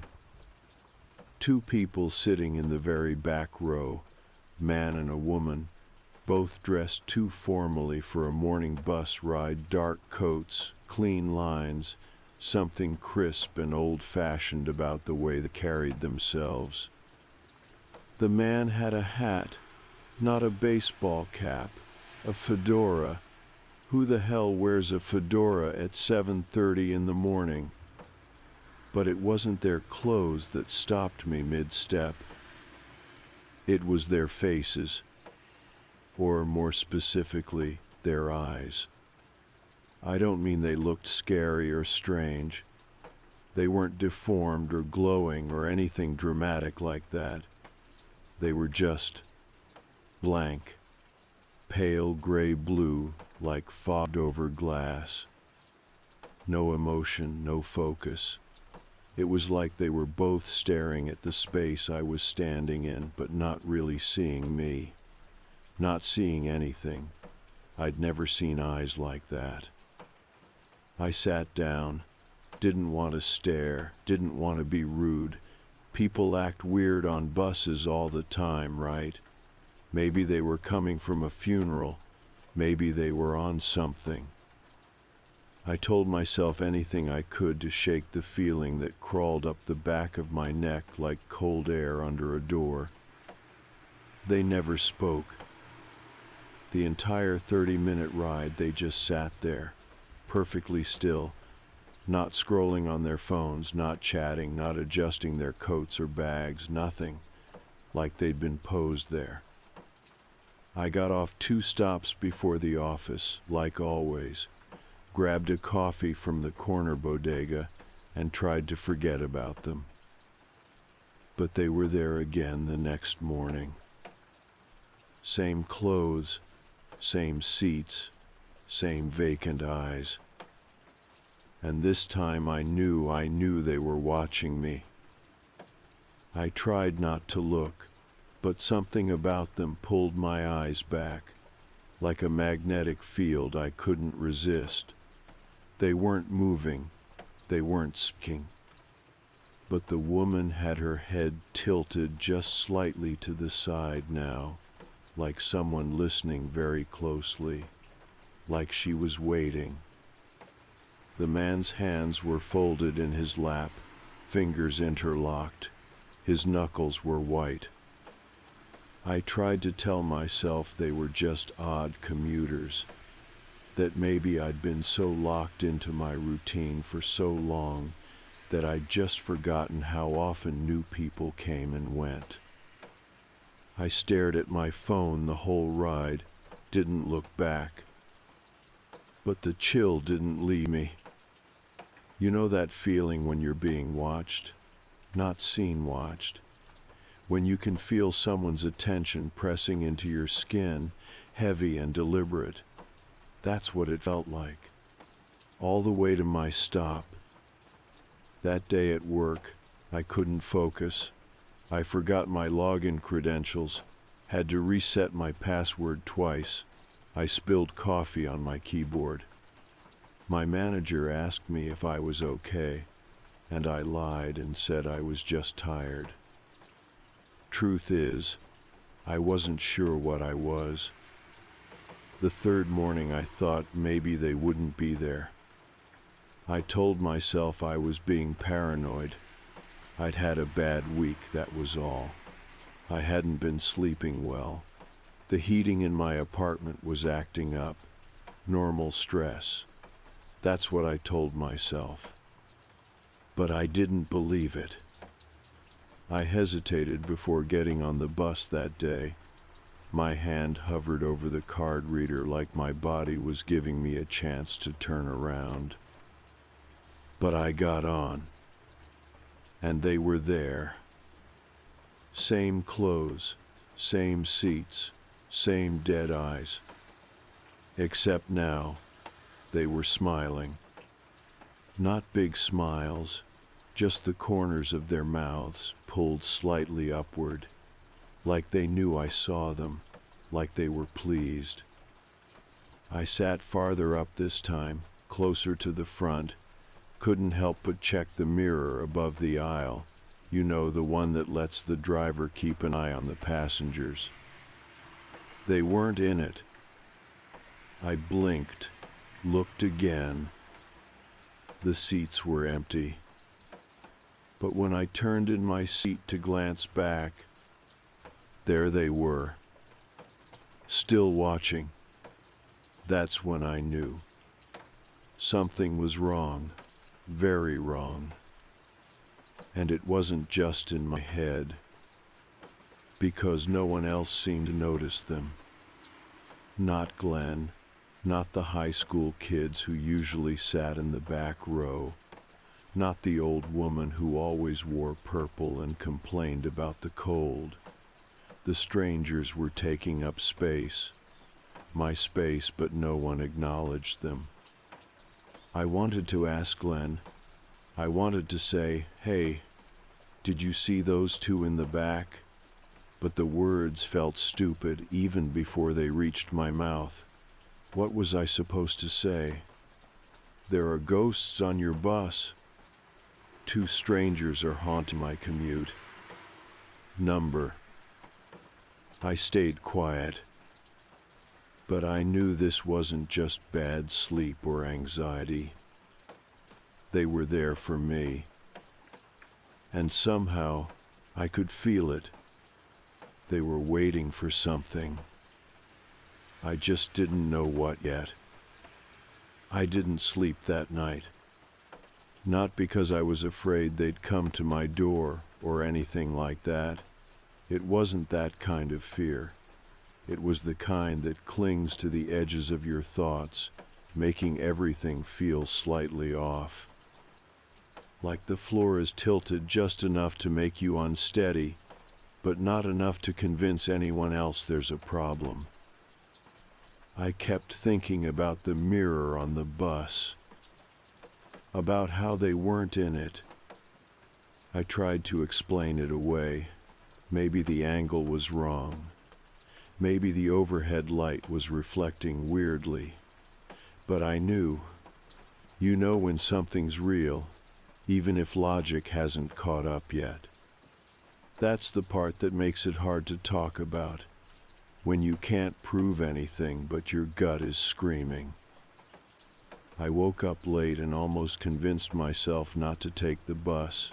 I even stood in my kitchen for a full minute, holding my keys, staring at the microwave clock. I could have driven. It would have taken longer, but I could have done it. But routine has a gravity to it, especially when your life is built around it. It felt safer somehow to stick to what I knew. The bus stop was quiet when I got there. Just me and some kid in headphones. I kept glancing down the street, waiting to see the headlights come over the hill, dreading it, hoping for it. The second the bus came into view, I felt it again, that weird sense of inevitability, like I was standing on tracks and the train was already too close to stop. I got on. My hand hovered over the card reader again, just like the day before.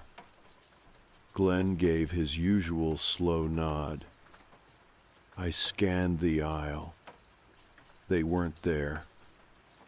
I let out a breath I didn't realize I'd been holding, took my usual seat, tried to act normal.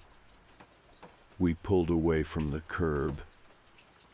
10 minutes in, the bus stopped to let on more passengers.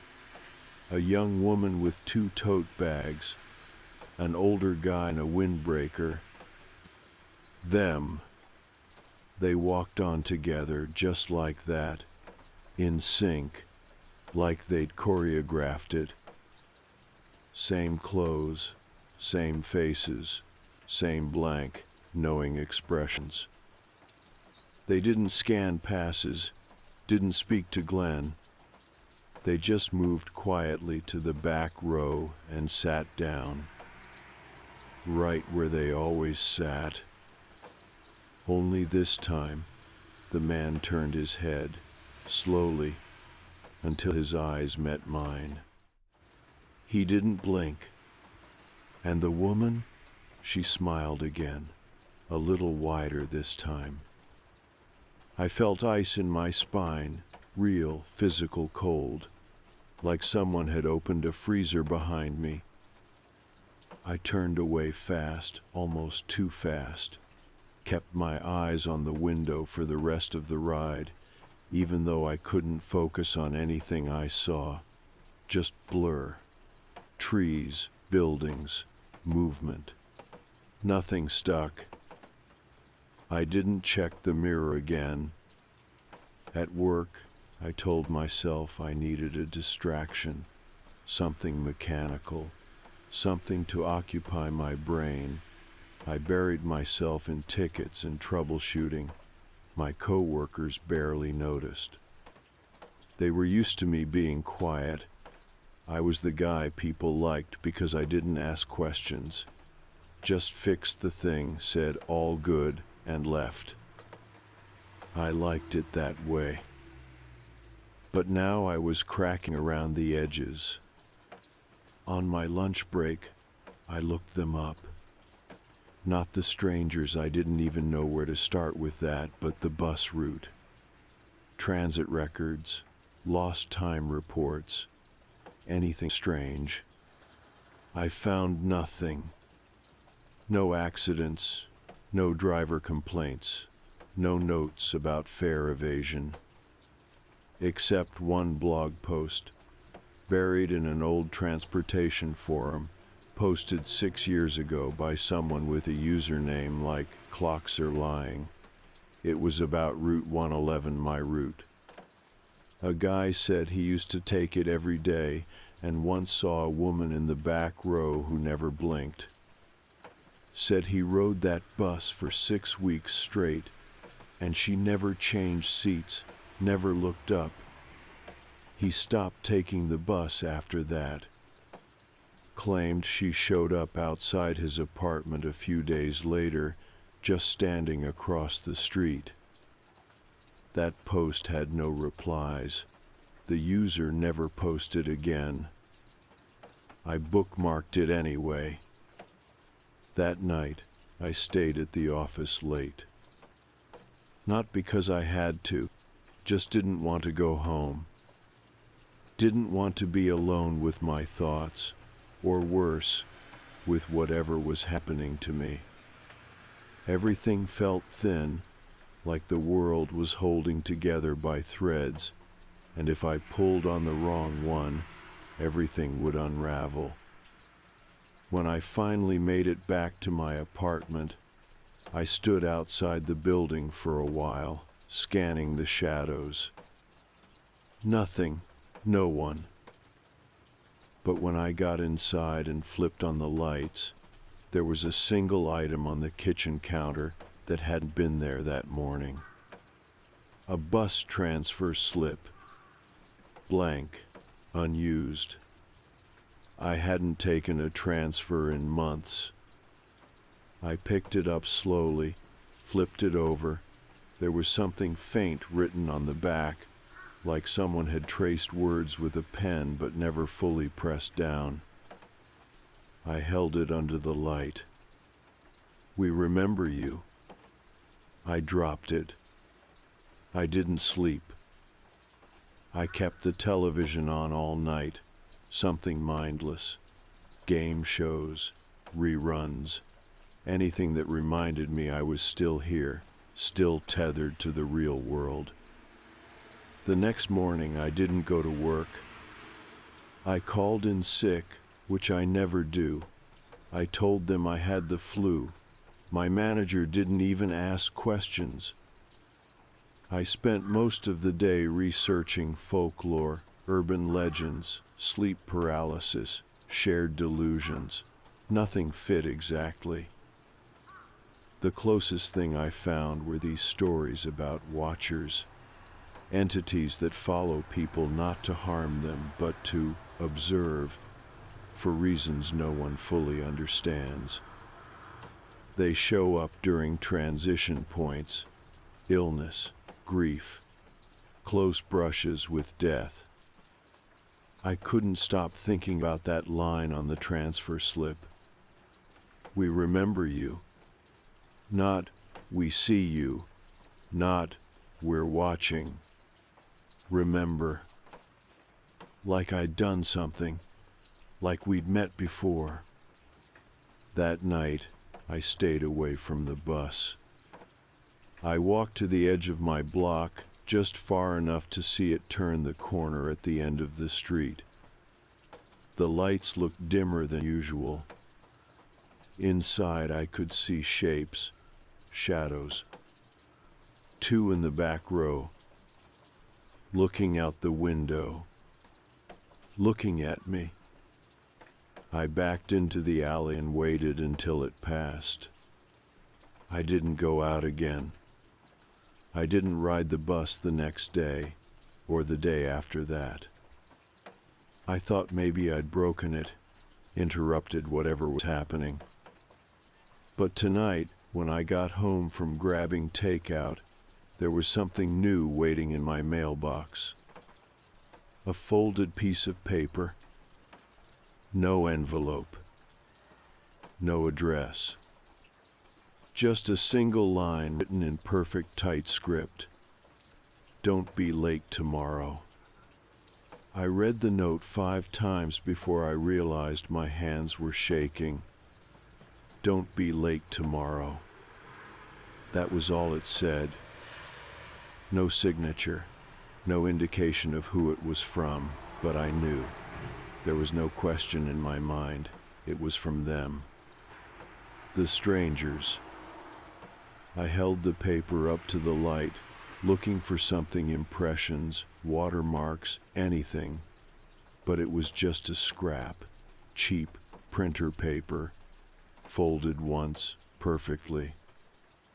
The kind of paper you'd use if you wanted to leave something behind and have it disappear quickly.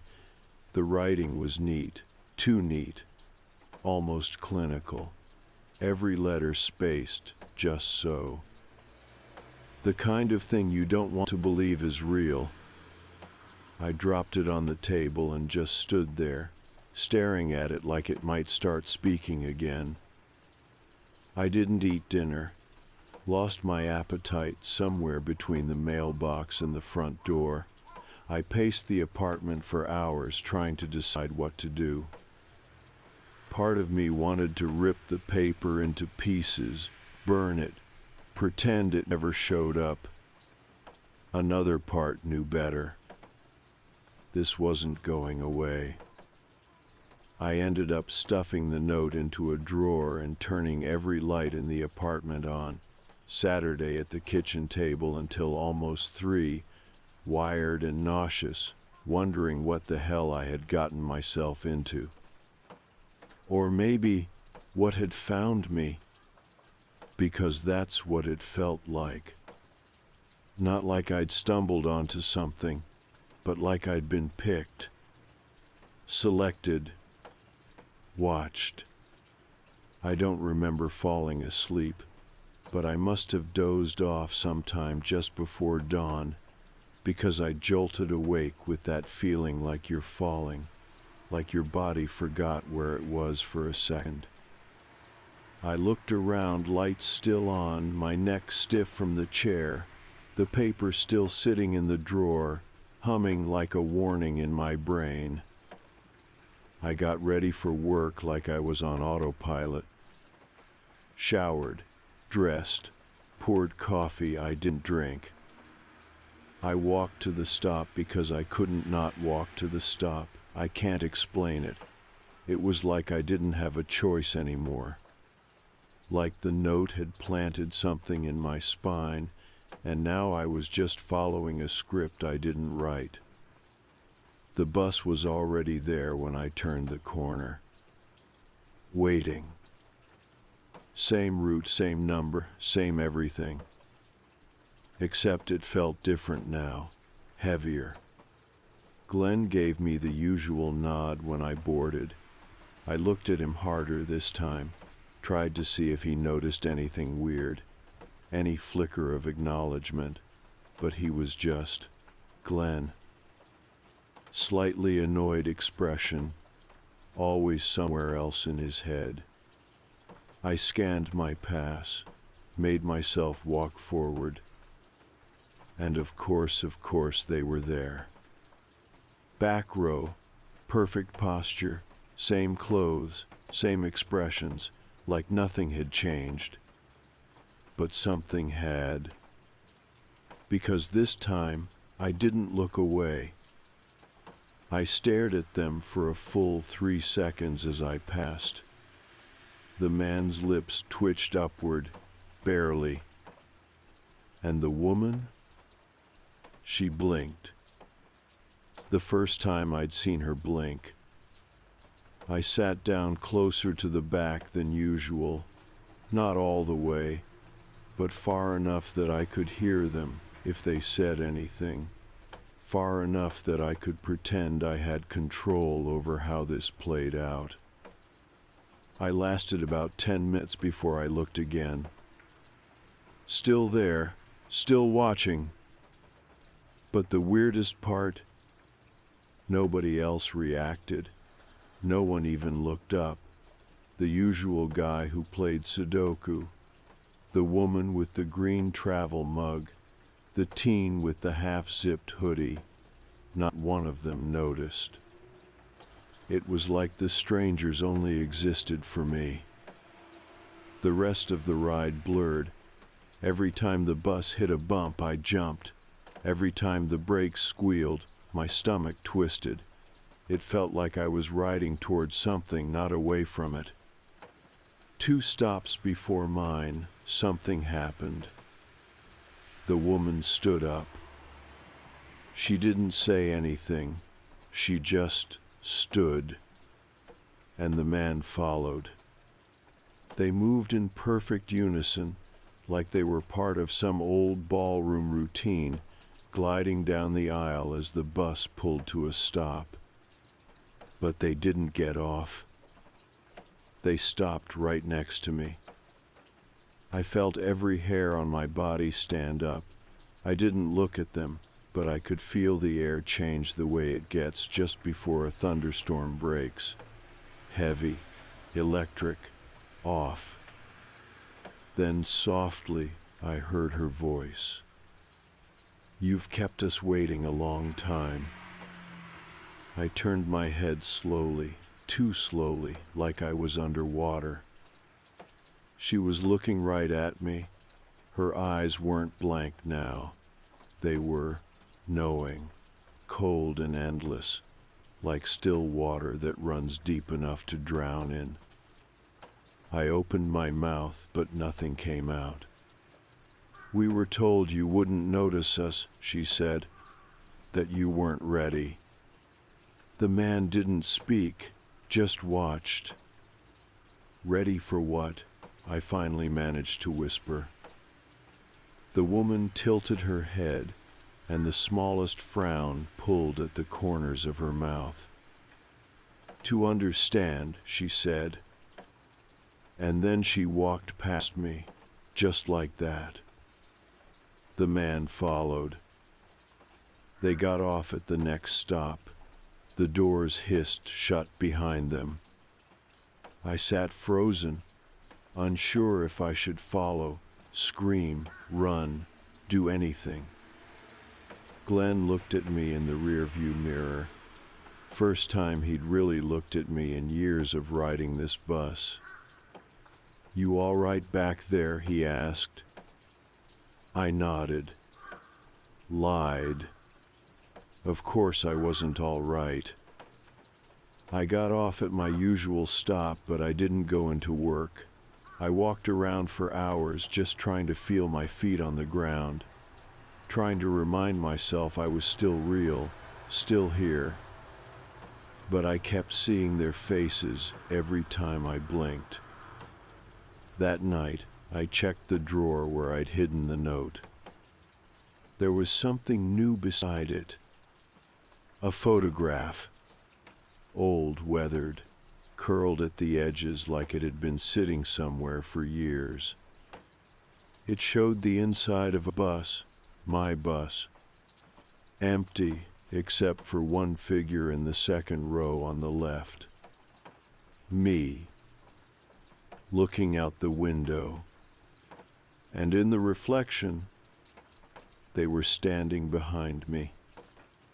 I didn't know what scared me more, that the photo existed or that I didn't remember it being taken. I turned it over, hoping for something, a date, a mark, anything that could explain how it ended up in my drawer. But it was blank, just aged cardboard, yellowing at the edges. It felt real. Heavy, textured. I ran my thumb across the image, half expecting it to smudge, to vanish like a dream when you try to write it down. It didn't. There I was in the second row, staring out the window with that same blank face I must wear every morning, and behind me, clear as day in the glass, stood the strangers. The man slightly behind the woman, both facing me, not smiling, just watching. I sat on the edge of the bed, holding the photo, feeling something strange start to bloom in my chest, not panic, not even dread anymore. Just this growing certainty that I wasn't driving the car anymore, that I hadn't been for a while. I didn't sleep, again. When the sun finally started to break through the blinds, I found myself still holding the photograph, still thinking, still sitting in the same spot.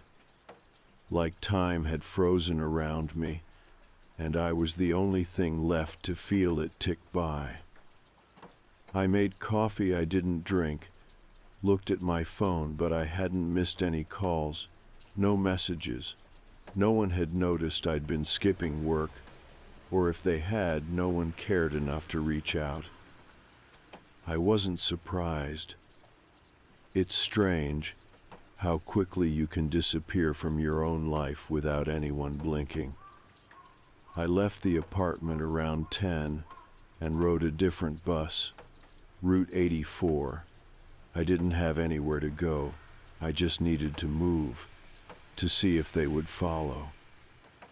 I sat in the back, jacket zipped to my chin, eyes scanning the passengers one by one.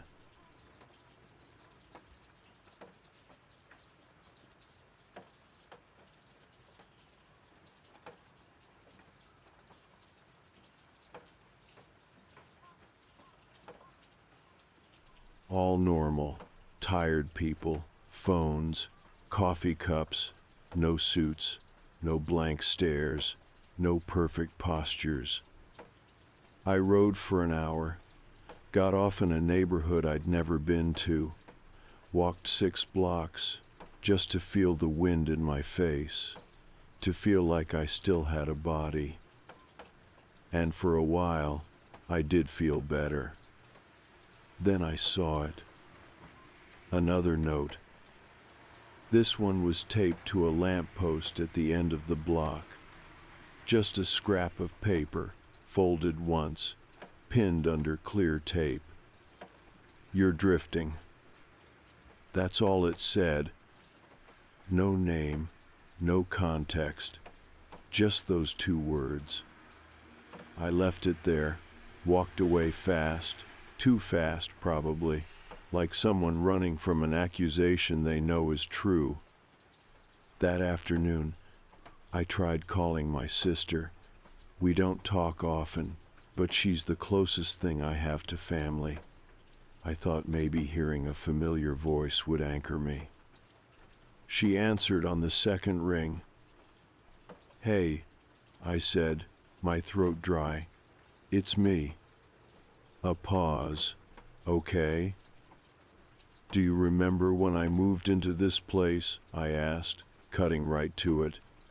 "You helped me carry the boxes, the day it rained." She was quiet for a second. "I've never been to your apartment." My stomach turned. "What are you talking about? You helped me put together the kitchen table." "I haven't seen you in months," she said. "Are you okay?" My mouth opened, but I didn't have anything to say. Nothing that wouldn't sound insane. "Maybe you should take a break," she added gently. "Get some rest. Talk to someone." "I'm talking to you," I said, more bitterly than I meant to. She sighed. "I mean a professional, Nate." I hung up. I didn't want her voice in my head after that. I didn't want her doubt mixed in with mine. I knew what I'd lived. I knew she had stood in my kitchen, laughed when I dropped a box of mugs. I remembered the thunder outside, the smell of wet cardboard, the takeout we ordered that night. I remembered it. But maybe no one else did. That's what they meant by drifting, wasn't it? The thought sat with me the rest of the day. I didn't go home. I wandered the city instead, riding different buses, slipping into coffee shops and bookstores just long enough to feel anonymous. But that feeling followed me, like a splinter under the skin, the idea that I was slowly becoming invisible, not to strangers but to people who should know me. By the time I got back to my apartment, it was almost midnight. The lights in the hallway were flickering. One was out entirely. I stood in front of my door for a long time, not touching the handle, just listening. Nothing, just the quiet buzz of electricity and the occasional creak of old floorboards. I let myself in. Everything looked normal, except for the photo. It was on the table again.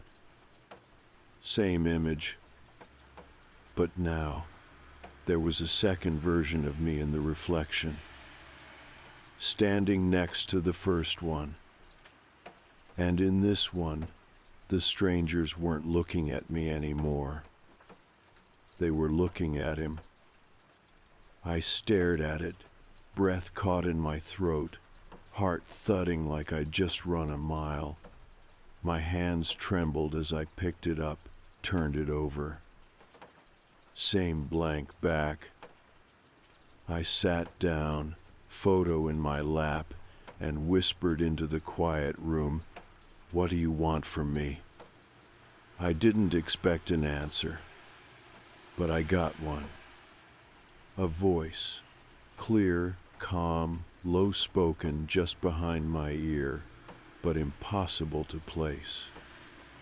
"You already know." I turned. Nothing, just my apartment, just the lamp on, the hum of the fridge. But I wasn't alone.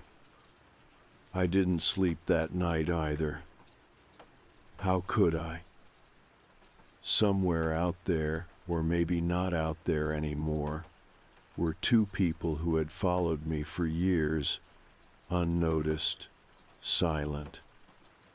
And now, they were telling me the clock was winding down. I didn't know what it meant yet, but I believed them.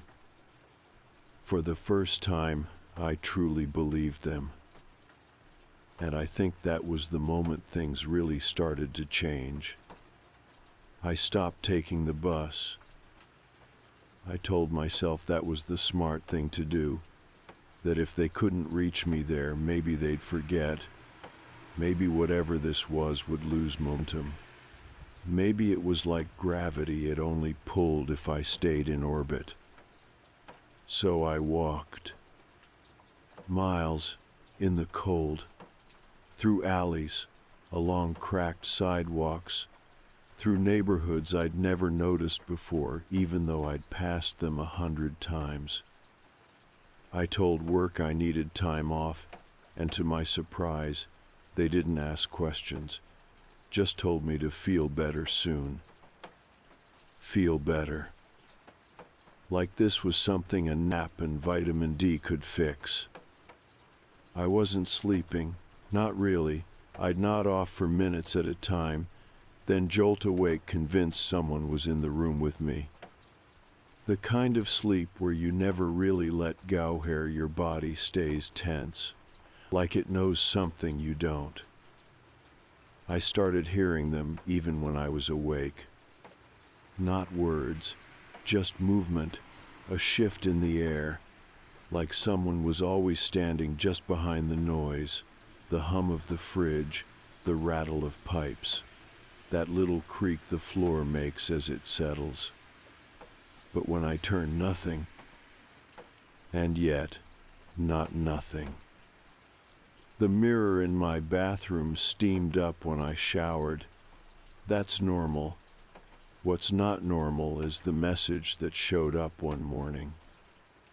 Not written with a finger, but emerging from the fog itself, like it was always there, just hidden until the glass revealed it. We never left. I stood there in a towel, dripping, staring at those words like they might blink first. The steam faded slowly, and so did the message, gone in under a minute. But it was enough. I started locking every window, leaving the lights on, putting salt across thresholds like I'd read in some old forum post, even though I didn't believe in any of it. I just needed to do something. Then came the photograph. A new one slipped under my door during the night. Same bus, but this time the photo was blurry, motion smudged, and I wasn't in it. I stared at it for a long time, trying to find my shape, my seat, the second row, the usual place. Empty. Everyone else was clear. The man with the Sudoku, the woman with the green mug, Glenn, halfway turned in his seat. But not me. Like I'd been erased. That's when I started thinking about what the woman on the bus had said. We were told you weren't ready. Told by who? Ready for what? I kept turning those words over and over, like maybe if I said them enough they'd open up and tell me something new. And I couldn't stop thinking about the other version of me, the second figure in the bus window, the one in the updated photo, the one they were looking at instead of me. I started to wonder if maybe this had already happened. If maybe this wasn't the beginning, but the middle, or the end. If I'd missed something important a long time ago, and now it was circling back to collect. Late one night, when the silence felt heavier than usual, I pulled out my laptop and opened a blank document. I started writing everything down. Not because I thought anyone would believe me, but because I needed to pin it all to the ground, make it real, make it less likely that it was all just slipping through the cracks in my head. Halfway through, I looked up, and there was someone standing outside my window. Not at the window. Outside the building, on the sidewalk, 6 stories down. I couldn't make out a face, not clearly, but I could see the outline. Long coat, hat, Still, too still, like someone waiting for a cue. I closed the laptop and backed away slowly. I didn't sleep that night either. The next day, I made a choice. I went back to the bus. I needed to know. It felt like walking into a memory you know you've tried to forget. Everything looked the same, but sharper. Colors felt too bright, the air too dry. I stepped on board. Glenn gave his usual nod. They were already there. Of course they were. Same back row, same posture, same silence.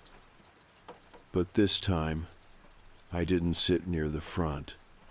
I walked straight down the aisle and sat across from them. They didn't speak. Not right away. Just watched. Finally, the man leaned forward, lacing his fingers together, and said quietly, "You remember more than we expected." I swallowed hard. My mouth was dry. "What are you?" The woman smiled, gently, not cruel, almost kind. "Not what, when." I blinked. "That doesn't make any sense." She nodded like she expected that response. "You've seen pieces of it already. The reflections, the photos, the notes." The man added, "You thought they were warnings. Aren't they?" The woman shook her head. "They're reminders." I felt my stomach drop. Reminders of what? The bus slowed. A stop I didn't recognize. No one got on, no one got off. The man spoke again. "You died once already, years ago, but it didn't stick." "What?" "You weren't ready," the woman said softly, "but you are now." The bus pulled away from the curb, and something shifted. It wasn't loud, it wasn't violent, but everything felt lighter, as if the whole world had just let out a breath I didn't know it was holding. I looked out the window. Nothing was familiar anymore. Not the buildings, not the streets, not the people walking by. Like we'd crossed into somewhere else entirely. I turned back to them. They were gone. The seats were empty. I was alone on the bus, except for Glenn. And when I looked up at him through the mirror, he was smiling. For the first time ever, I wanted to believe I'd imagined the smile. That Glenn wasn't actually grinning in the mirror, that the corners of his mouth hadn't curled up just enough to turn familiar into wrong. But I saw it. I know I did. It wasn't friendly. It wasn't anything close to human warmth. It was a knowing look like he was in on something I wasn't. I kept my eyes on him all the way to the next stop. When the doors opened, I thought maybe everything would reset, that I'd step off into the street I recognized, shake off the fog, and this whole thing would start making sense again. But the world outside wasn't the one I knew. It looked like my city at first glance. The layout was close, the storefronts vaguely familiar, but the colors were muted, the shapes slightly wrong. It was like someone had recreated it from memory, and they'd gotten most of the details right, but not all. And there were no people. Not one. The streets were empty. No cars passed by, no lights in the windows, no sounds but the low hum of the bus engine behind me. I didn't get off. I stood there on the steps, halfway between the bus and this hollow version of my life, and I froze.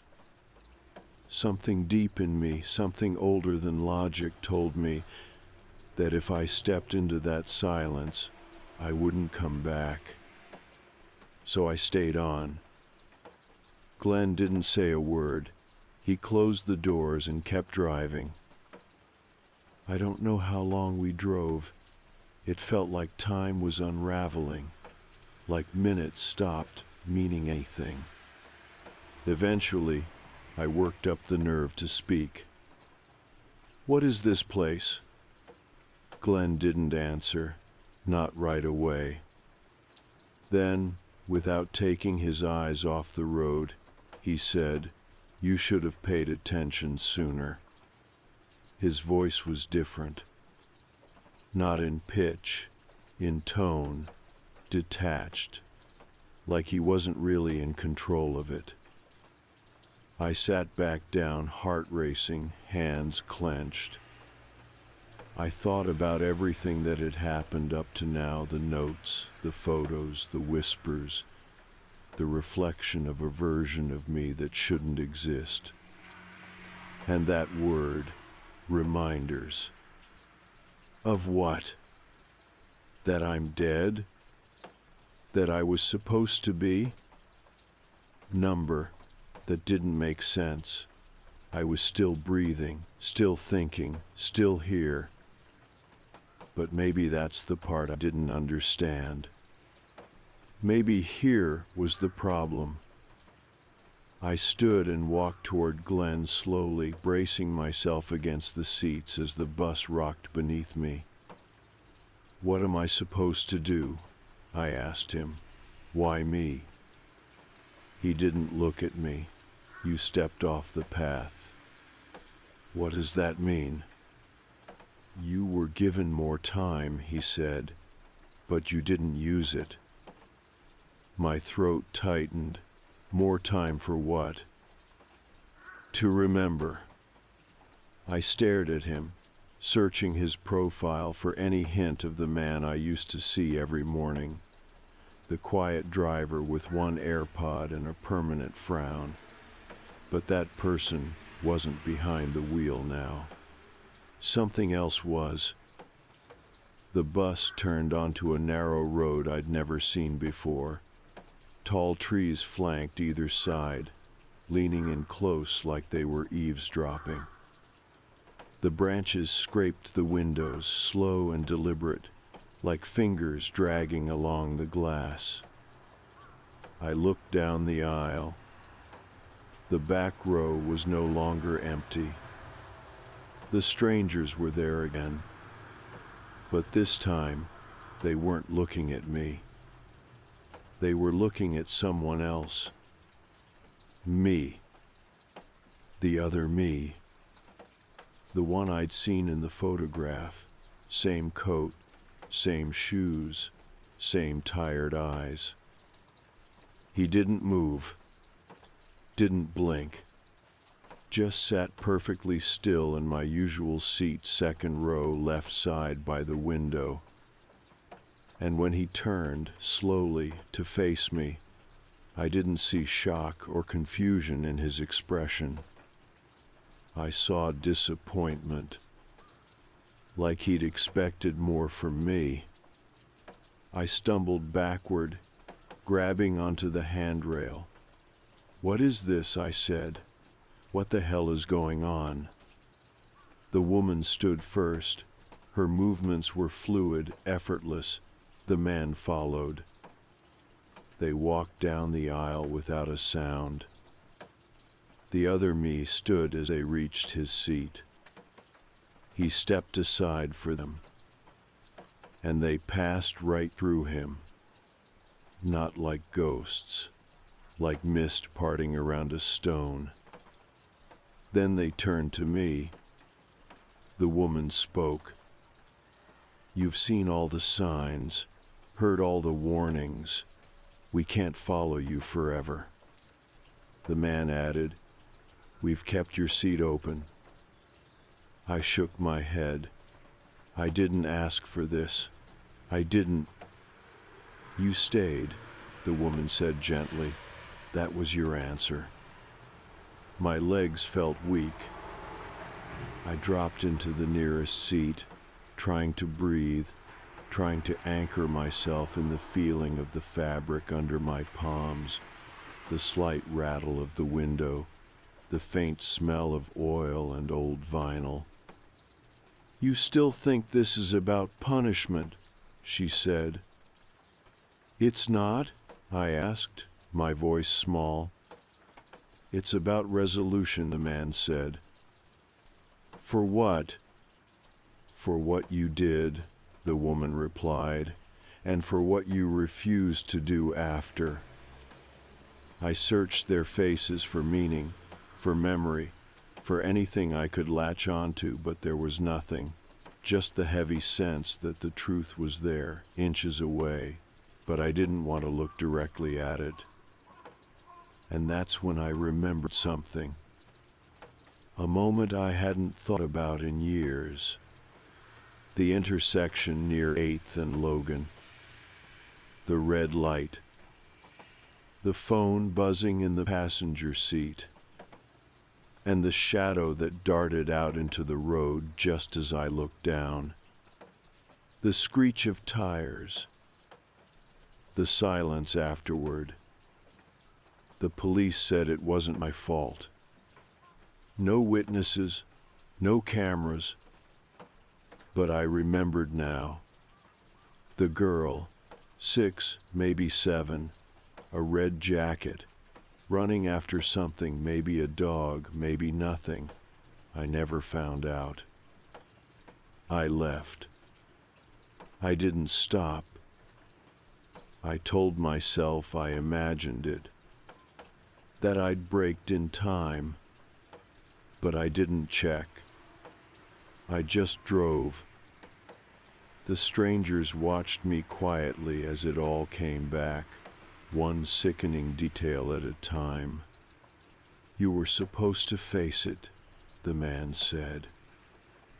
But you buried it instead, the woman finished. I felt the bus slow. The trees parted.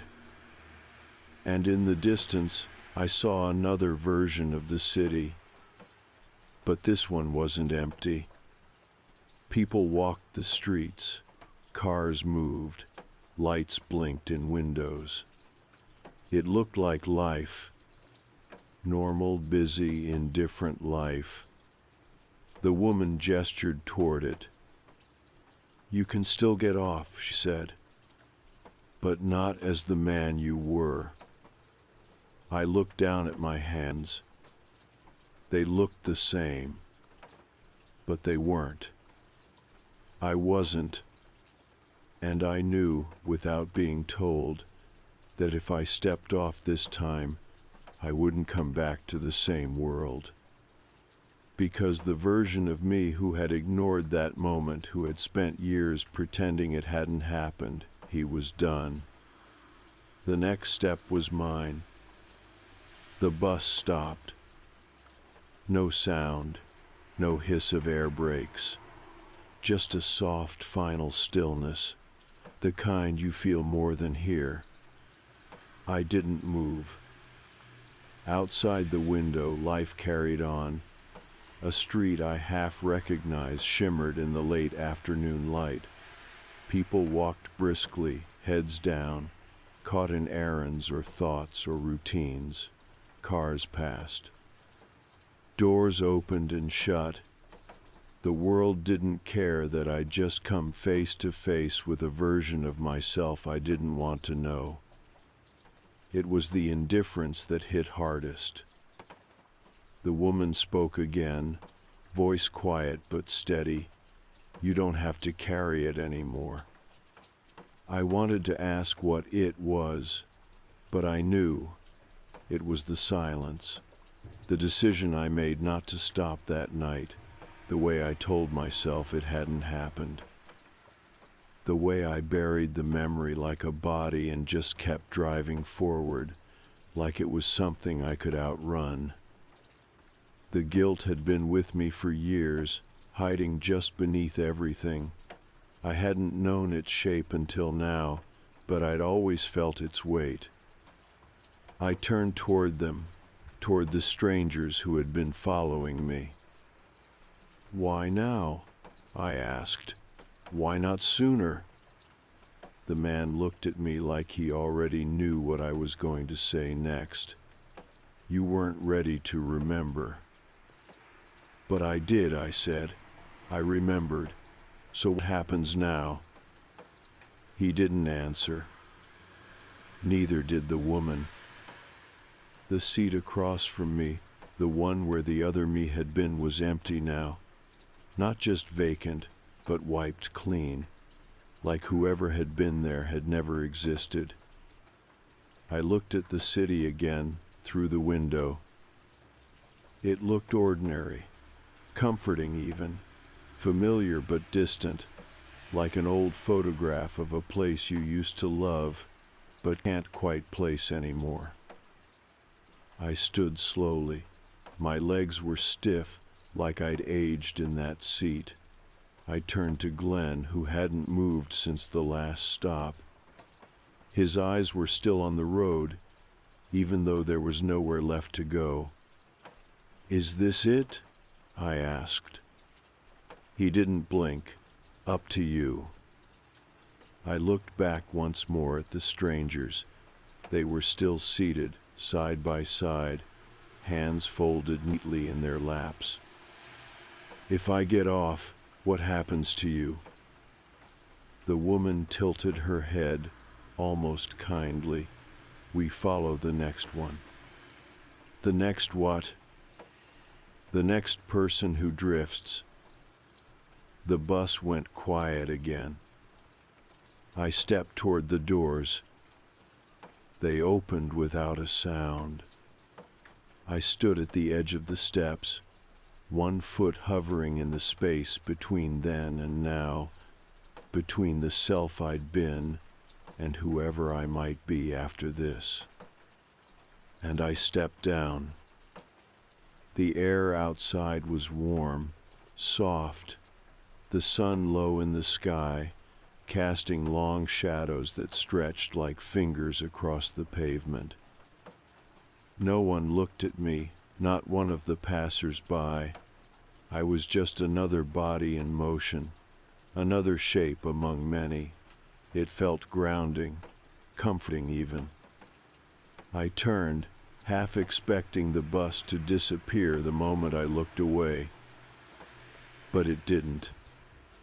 It was still there. Same bus, same number, same faded paint and worn tires. But through the windows, it was empty. Glenn, the strangers, my seat, gone. The bus pulled away, slow and smooth, and turned down a side street I didn't recognize. Then it was out of sight. I stood on the sidewalk for a long time, let the city move around me. Eventually, I started walking. No plan, no direction, just forward.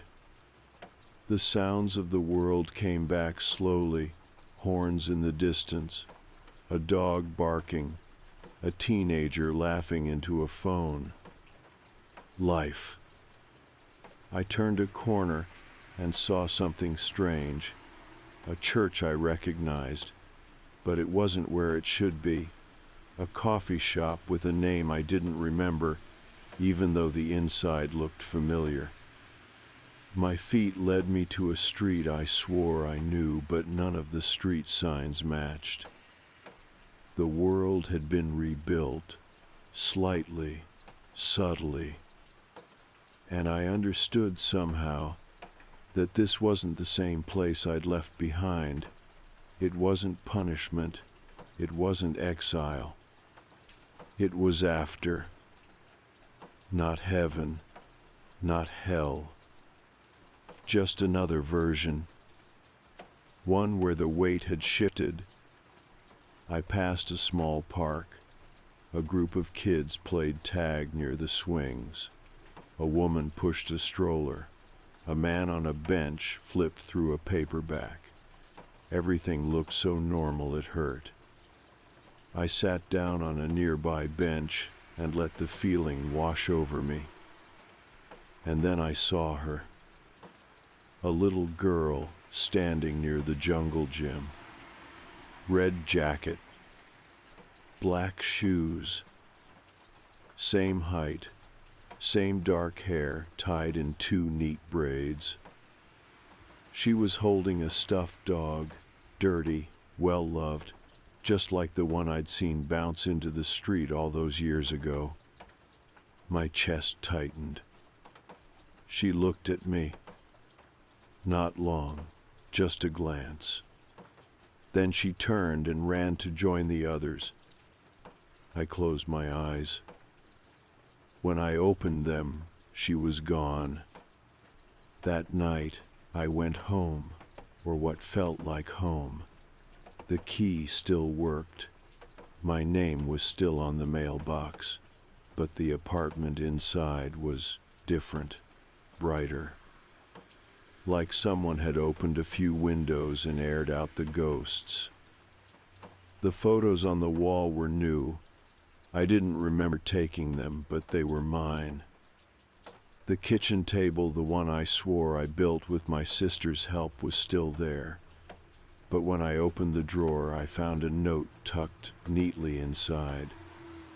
Just one sentence, written in clean, narrow handwriting. "You made it off the bus." I sat down, the note in my hand, and breathed deeply, fully. For the first time in years, whatever came next, I was ready. Because I had remembered, and because I had chosen to step down. The days after I got off the bus felt slow, but not in a bad way, not like before. It was the kind of slow you feel when you've been moving too fast for too long and you finally stop. Like your mind has to recalibrate to silence, like your body doesn't know what to do with peace. I'd never realized how much noise I had been carrying inside, around me, woven into every routine. I woke up the next morning to sunlight bleeding in through the blinds. No dreams, no whispers, just quiet. And for the first time in years, I didn't dread it. The city felt different now, but I'd accepted that. It wasn't mine exactly, but it wasn't foreign either. It was a version. A mirror held at just the right angle to show me what I'd missed. There were people who seemed familiar, but when I tried to place them, the memory would shift like sand in my hand. And I didn't chase it. I let it be. Some things are meant to be remembered in pieces. I started walking everywhere again, not to run from anything, but because I wanted to look, to really see. It's strange how easily you can pass through your life without noticing the details. The way trees lean into each other, the chipped paint on the corner bodega, the way strangers nod when they catch your eye, like some part of them recognizes that you're both real. I watched the buses too.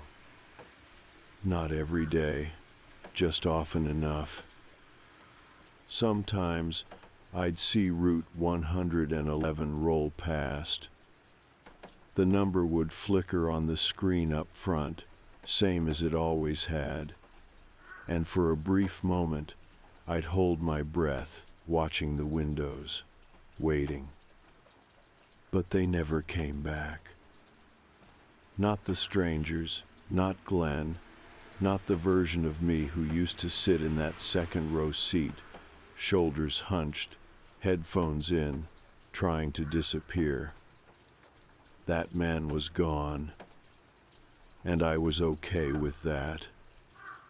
A few weeks after I stepped off the bus, I walked into a support center on the south side. I didn't plan to. I was just wandering and saw the sign. Community grief counseling. Free walk-ins. I stood outside the door for a long time before I pushed it open. The woman at the desk didn't ask questions. She just smiled, handed me a form, and told me to take my time. I didn't fill out most of it, just my name. And under reason for visit, I wrote, for something I saw, for something I did, for someone I didn't stop. I didn't know what I expected from the first session. Confession, forgiveness, answers. What I got was a room with 2 chairs and a man named Dorian, who looked like he'd been tired for a very long time, but in a way that made him patient. He didn't push me to talk, he just waited. And when I started, it wasn't the whole story, not at first, just fragments, feelings, a bus, a pair of eyes that never blinked, a moment in traffic I never truly faced. I didn't mention the words strangers or reflections. I didn't say anything about Glenn. It would have sounded too strange out loud, too far from what people expect grief or guilt to look like. But Dorian listened anyway. And something about that made space in me. Slowly, session by session, I started filling in the blanks. I talked about the girl, how I didn't stop, how I let myself believe that if no one saw it, it hadn't happened. Dorian didn't call me a monster. He didn't pity me either. He just nodded, sometimes scribbled something on a notepad, but mostly he let me talk. And that helped. It helped more than I ever expected.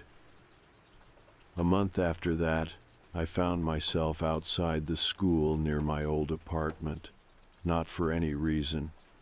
I was walking again, and my feet led me there. It was recess.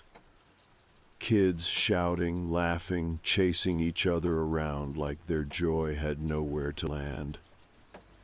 And then I saw her. A little girl in a red coat, sitting alone near the fence, talking to her stuffed dog like it was the only one who listened. I froze. For a second, I thought it was her. But when she looked up, she had blue eyes, not brown, and a gap between her teeth that made her grin crooked and bright. Not the girl from the road. A different girl, but still someone. She waved. I hesitated, then waved back.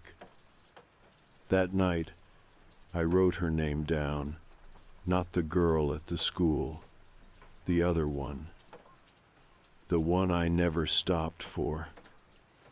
I didn't know it at the time. I never asked, never waited for sirens or names, but somehow I think I always knew. I wrote it down.